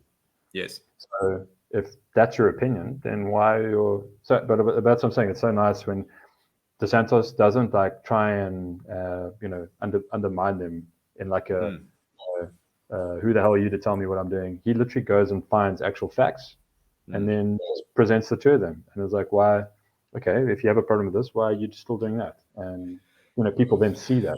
And he's also because he's pretty like, I don't know if you saw what happened with 60 Minutes where they tried to do a target video on him. And they basically clipped segments of what their journalist was trying to answer him in like an hour and a half of him doing kind of like a press conference. Yeah. She had consistently asked him the same question. And what they did was they cut out his answers previously where he answered her and then made it look like he was a misogynist and all these terrible things. And then all he did was he released the whole video. And he didn't go on like a whole attack on them. And he's just like, I'm disappointed on you guys. Like, because he has the video of what actually happened. And we've got it uncut. And I think it's one of the interesting things as well. It's like, I've also, watching this as a South African in the States, is also like, okay, so how would I behave when someone comes and tells me like, I think I've been wrong? Instead of going like, yes, you've been wrong all the time, just be like, okay, what makes you feel like that? And like, okay, great. And just be like, don't have to push my thinking that like, welcome, like what took you so long? This is how we've been thinking from the word go. Like that doesn't really do any assistance. And I think that's sometimes what both sides get guilty of doing. And then they wonder why they push people more on one side than the other. Instead of just like, oh, okay, you made a mistake. Cool. Yeah. Just to illustrate how duplicitous the media is and all this. So they've dubbed the bill the Don't Say Gay bill. So they're trying to make it out to seem as if Florida is discriminating against gay people. So everyone in South Africa who's catching on to this narrative thinks that DeSantis, who hasn't done their research, thinks that DeSantis is now anti-gay. But if they had to go and read the bill or just read the preamble to the bill or like just do like 5 minutes of research on this, they realize that what this bill does, it means that from preschoolers up to grade 3 are not to be taught about sexuality. That's all it is. So that is not an outrageous or extreme thing to do at all. Like grade 3, that's standard 1. How old are you in that? You're like 10? 8 years old. 9? Yeah. Like under 10, right? Yeah. 9 years old. Why should kids at 9 years old be learning about sexuality? I don't think they should. And this is not a fringe like thing to think about it. So to try to make out as if that is about like being anti-gay is completely duplicitous. Like it's clearly they're just lying. That's not the case at all. And this is what the corporate press does. And this is why I've gotten to a point now where I just believe them to be super toxic because you can't trust them on anything. And even if there's a kernel of truth in something, they're using that kernel of truth to distort the facts. And I think it's because they're getting shrill because they're dying. like they're losing views, and the only way they can get engagement is through rage clicks. Just get eyeballs by saying the most outrageous thing. And take the Oscars, for example. Whether it was fake or staged or not, it's the best thing that's happened to the Oscars in the last decade, because all of a sudden people are interested in it again. Because Will Smith went up there and slapped Chris Rock. I mean, I'm of the opinion that actors act, so I wouldn't be surprised if it was fake. Maybe it's not. Maybe it is real. Maybe Will Smith is bummed because his wife's been banging other people. Who knows? Either way, it's the only way they can be relevant is by creating rage clicks. Essentially, is what it's come down to. So, I mean, I don't even feel sorry for them because they brought on themselves. Yeah, it worked out pretty well for Chris Rock too, because his ticket sales went through the roof, and he's like sold out everywhere. Yeah, and it's got people like you and me who don't give a shit about celebrities talking about them. I mean, yeah, it's wasting too much of my time this week even thinking about these dudes. But I mean, ridiculous. But yeah. But again, it's like those types of incidents, as basically mundane as they are, and for like the general impact in the world, what that does is it actually shows you more about all the different people and media channels and how they think about reporting than the actual event. Yeah. So like you can go literally watch if you wanted to go CNN, Fox, Joe Rogan, Russell Brand. You can have like all these different people, and every single one of them will have a different take on that. And what I've learned is whenever you have opinions like that, it tells you more around the people than the actual event.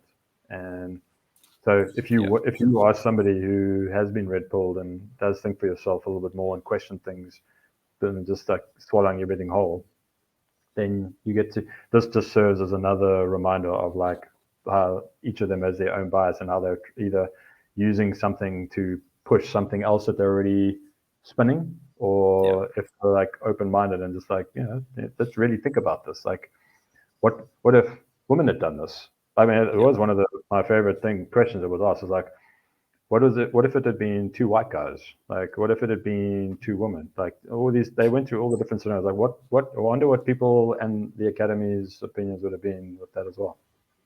Well, because they play identity politics, it would have been different every time. Yeah, exactly. Whereas you and I look at it and we're like, well, the fact that a person went up and then hit another person that's what's wrong about it. Whether race, gender, identity doesn't matter, but to the woke, identity matters the most. And this is why, like for me as well, like with DeSantis, like I'm more interested in like his actions speak louder than anything else. Yes. And so it's so easy to talk, and everybody has an opinion about what should be done and what's wrong.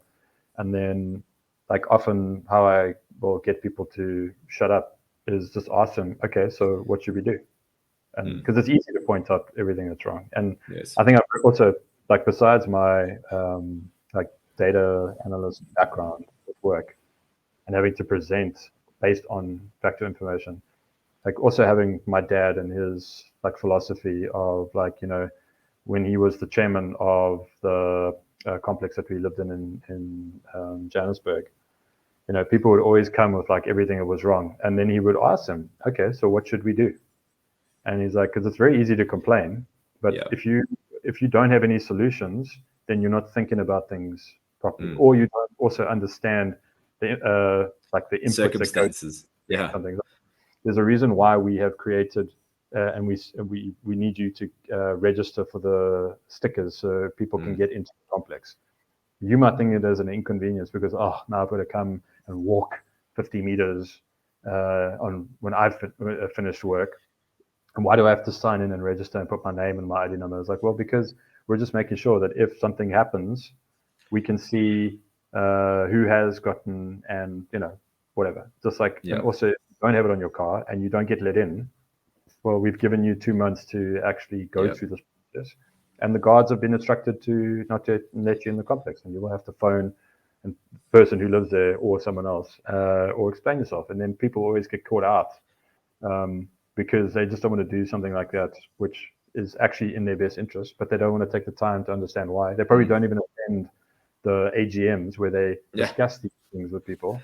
And that's typically what happens now. It's like everyone's also, I think this is a problem. We don't have enough people like teaching people how to create wisdom.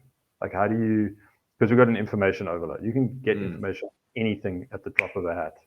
But it's like, how do you turn that into something tangible that you're actually going to use to move forward? That's positive, and not to be like, oh, you see, I told you this is why these people are bad and this is why that's wrong.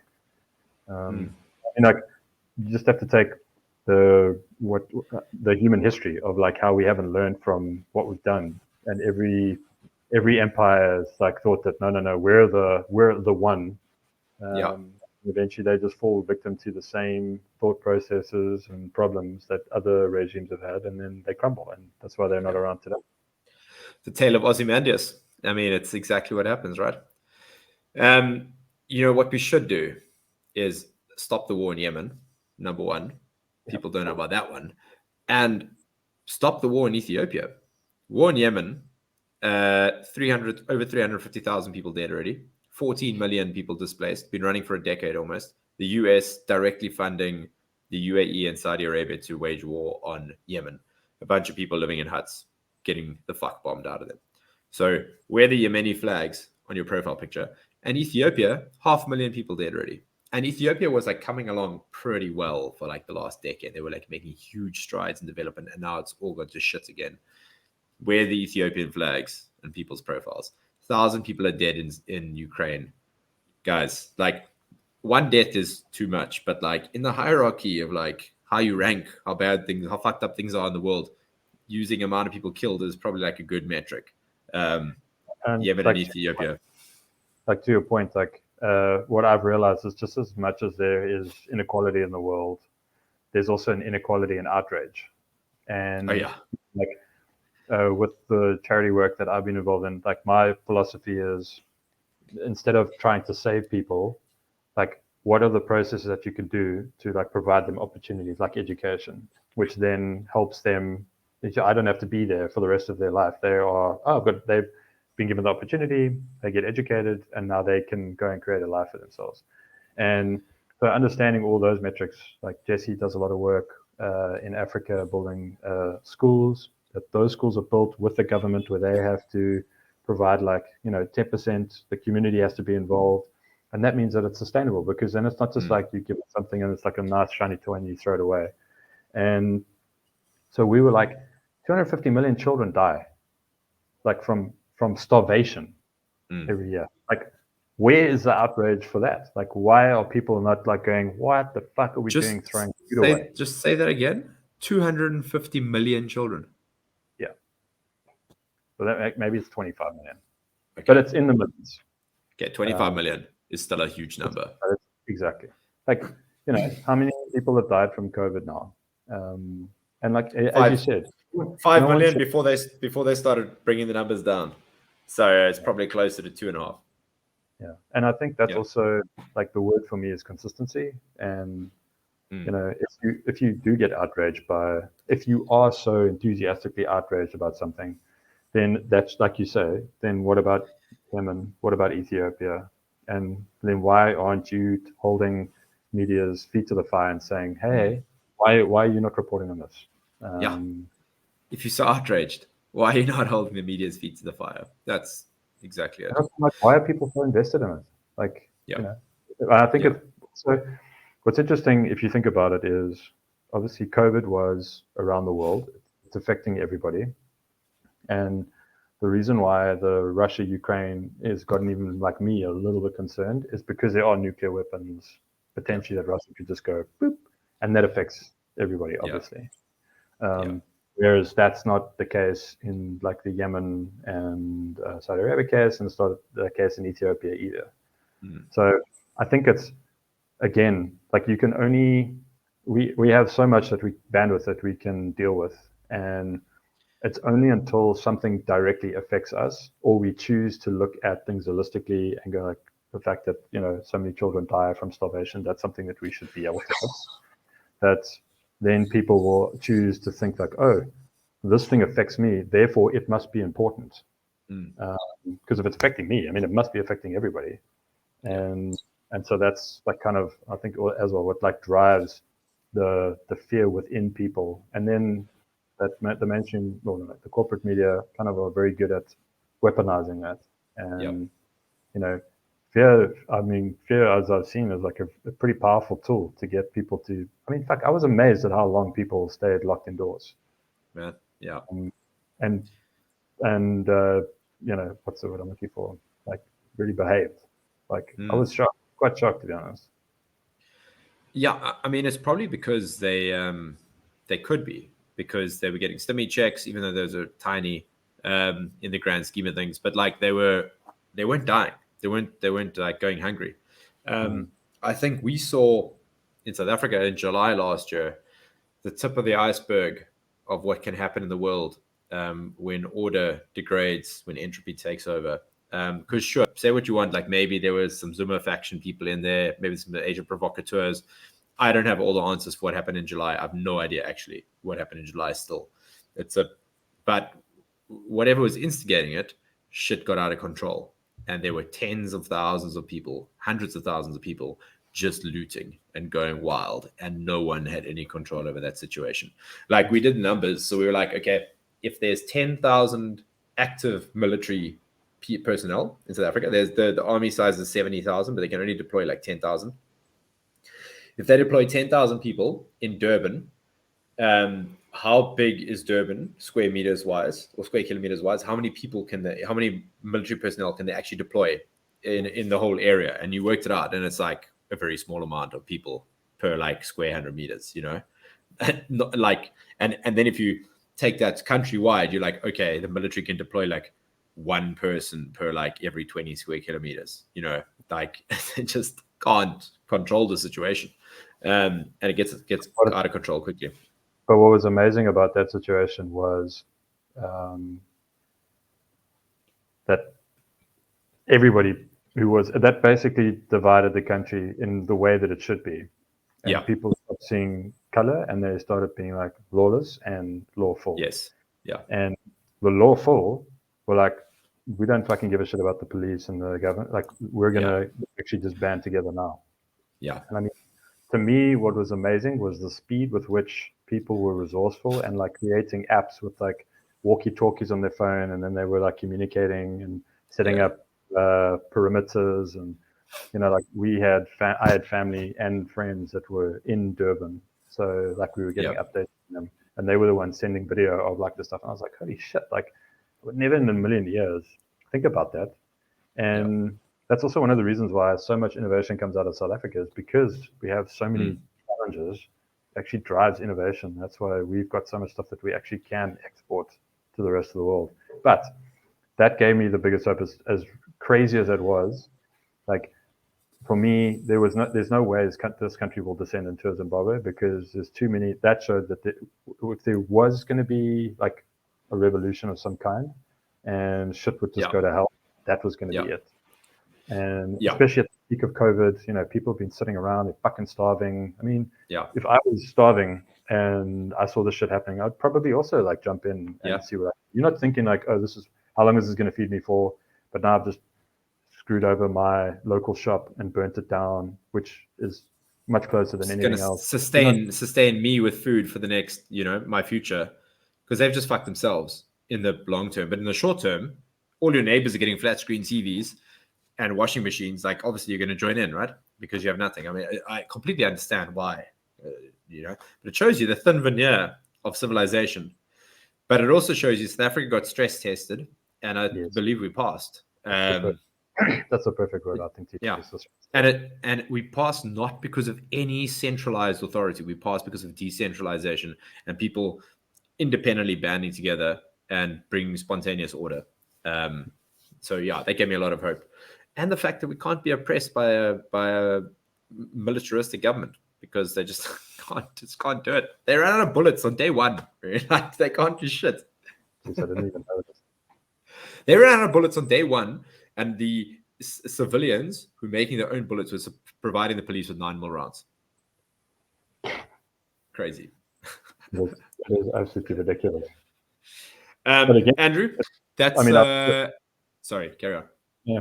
No, I was just going to say, like, I've never really been pro-gun, but I've also never really thought about it in depth enough to be like, actually, I think now that we've gone through, like with South Africa, it does help if people are able to Yes, protect themselves.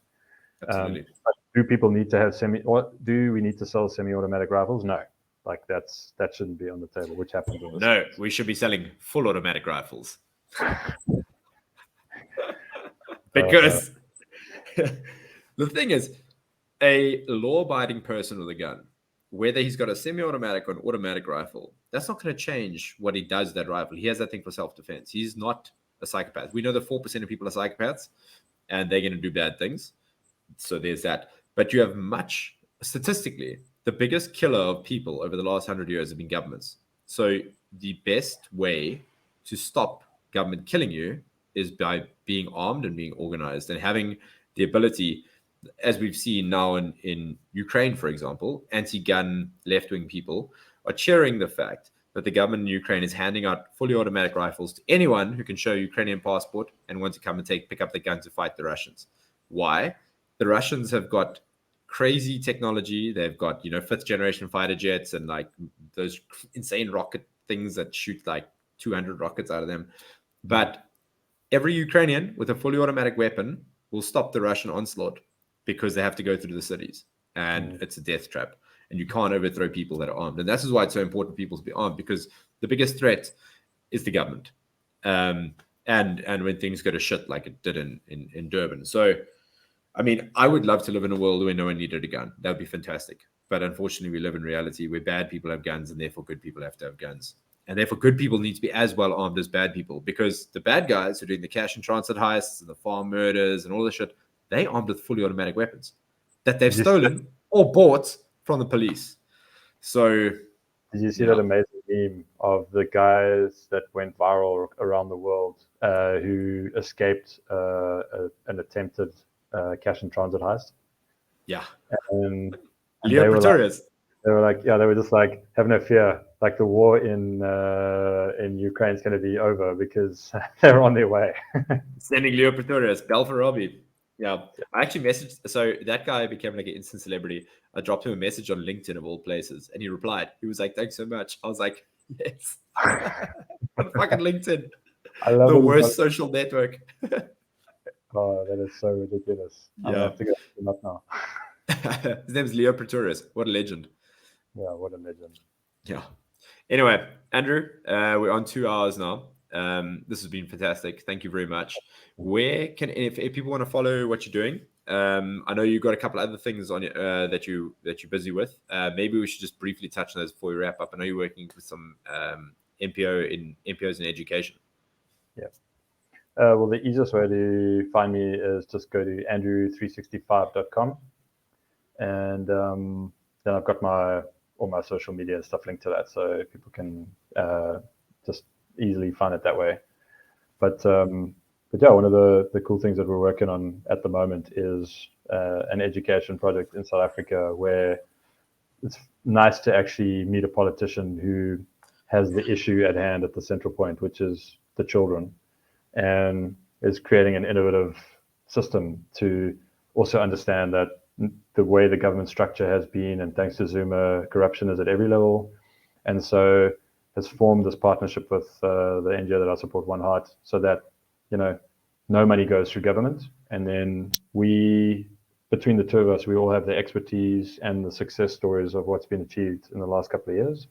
And we'll just partner with government organizations. So what's nice, with corporates and private individuals. So it's nice. It's like for the first time, like all the things that would normally be negative of like, your reach is too small, so we'd rather support somebody who's got a bigger thing. Or what's bigger than national? And like making sure that kids who live in the Eastern Cape and like farmlands are also going to have access to the same information, and the teachers are also going to have access to the teacher training that comes with that. And then like the corruption thing, no money goes through government. So it's quite nice to actually be part of this project where, the central issue of like providing equal opportunity for kids to have great education is finally starting to, get over the hump of all the shit that happened, obviously, during apartheid for like 50 years. And then the difficulty that the government had in trying to overcome that. And also that kids had only been taught in English and Afrikaans, curriculum wasn't developed in all 11 languages. I mean, fuck, I don't know about you, but like if I had to go through school and be taught in Xhosa, like it would have been a dog show for me, and I probably wouldn't have finished school.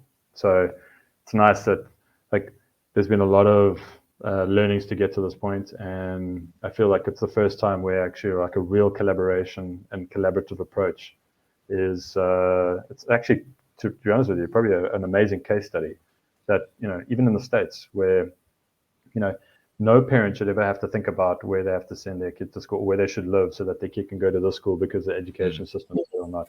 And even in the States, like parents have to genuinely think about that because of the zoning and all the different things like that. So it's unfortunate that even if you are one of the wealthiest countries in the world, it's not necessarily a focus for everybody. And that's why you also need people at that level to have it a focus and have the right focus. Like she's never asked, like, do you support the ANC, or, you know, what have you, the only thing she's asked in the past is like, what are your success stories? You know, and we can show her how we reached 20,000 children with the donation we got from Discovery Vitality in the Eastern Cape and the Western Cape. That was like, okay, like, you know, you use what, I mean, here's the money we were given, and this is how we implemented it, and this is what the costing is. Because obviously being a Section 18A nonprofit means that you can only give tax certificates to people if you've been audited every year and you can obviously pass certain standards. So again, with one of the questions of like, oh, but how do we know the money is going to be used for what it is? Well, you know, give us a small amount now and we'll very clearly demonstrate that. And then the next audit will give you all the financials and you can actually see how it's being used. So it's actually given me a lot of hope, like even through all the stuff with COVID. And what I've learned in getting into the space is, again, like, unless you actually look for it, you don't know about it, because like no one wants to talk about the success stories. That's not fear driving, and the amount of NGOs and stories I've heard of like what people are doing in townships off their own money to try and support orphans or vulnerable kids or something like that. Like the stories are out there. Like I think if more South Africans heard about what people were doing, we would actually have so much of a greater like compassion for each other, and I think a greater hope and less cynical about where the country's going. Because the reality is, the one thing Zuma did for everybody as a focus was to make sure that no one puts their hope in government solving the problems. Amen. So, yeah. But to your point of like, you know, decentralizing things, the education's a huge thing. So if we had to wait for things to happen at community levels, that would probably take a long time. But now with this project, even if it doesn't like necessarily get rolled out in the next 2 years, we will get pockets where we will then be able to then implement that and show the success, which will then build the trust. Because obviously, I mean, I think South Africans have a lot to be distrustful of, and I think a healthy skepticism is always good. But what's nice is now it's a very different conversation. We're not like going with our hands out, like, oh, please support us, you know, help kids. Now it's like, this project's going to happen. And the difference is like, do you want to be a part of the change? It's almost like in the 70s when the ANC were like recruiting people to like be against their or do you want to just like look back in your life and be like, wow, man, I actually could have made it. I could have been part of that rather than just sitting on the sidelines and not doing anything. Yeah, absolutely. What's the name of the charity that you're working with? It's One Heart for Kids. One Heart for Kids. And what's the website where people can track that down? It's that.co.za. Okay, One Heart, perfect. 0NE, and then One Heart, all lowercase, all one word. Amazing. All right, so it's andrew365.com and oneheartforkids.co.za if people can go check you out. All right, Andrew, this has been amazing. Thank you so much for your time. And we're definitely going to go on a hike again soon before you head back to the States. And I look forward to it. Yeah, thank you so much. As always.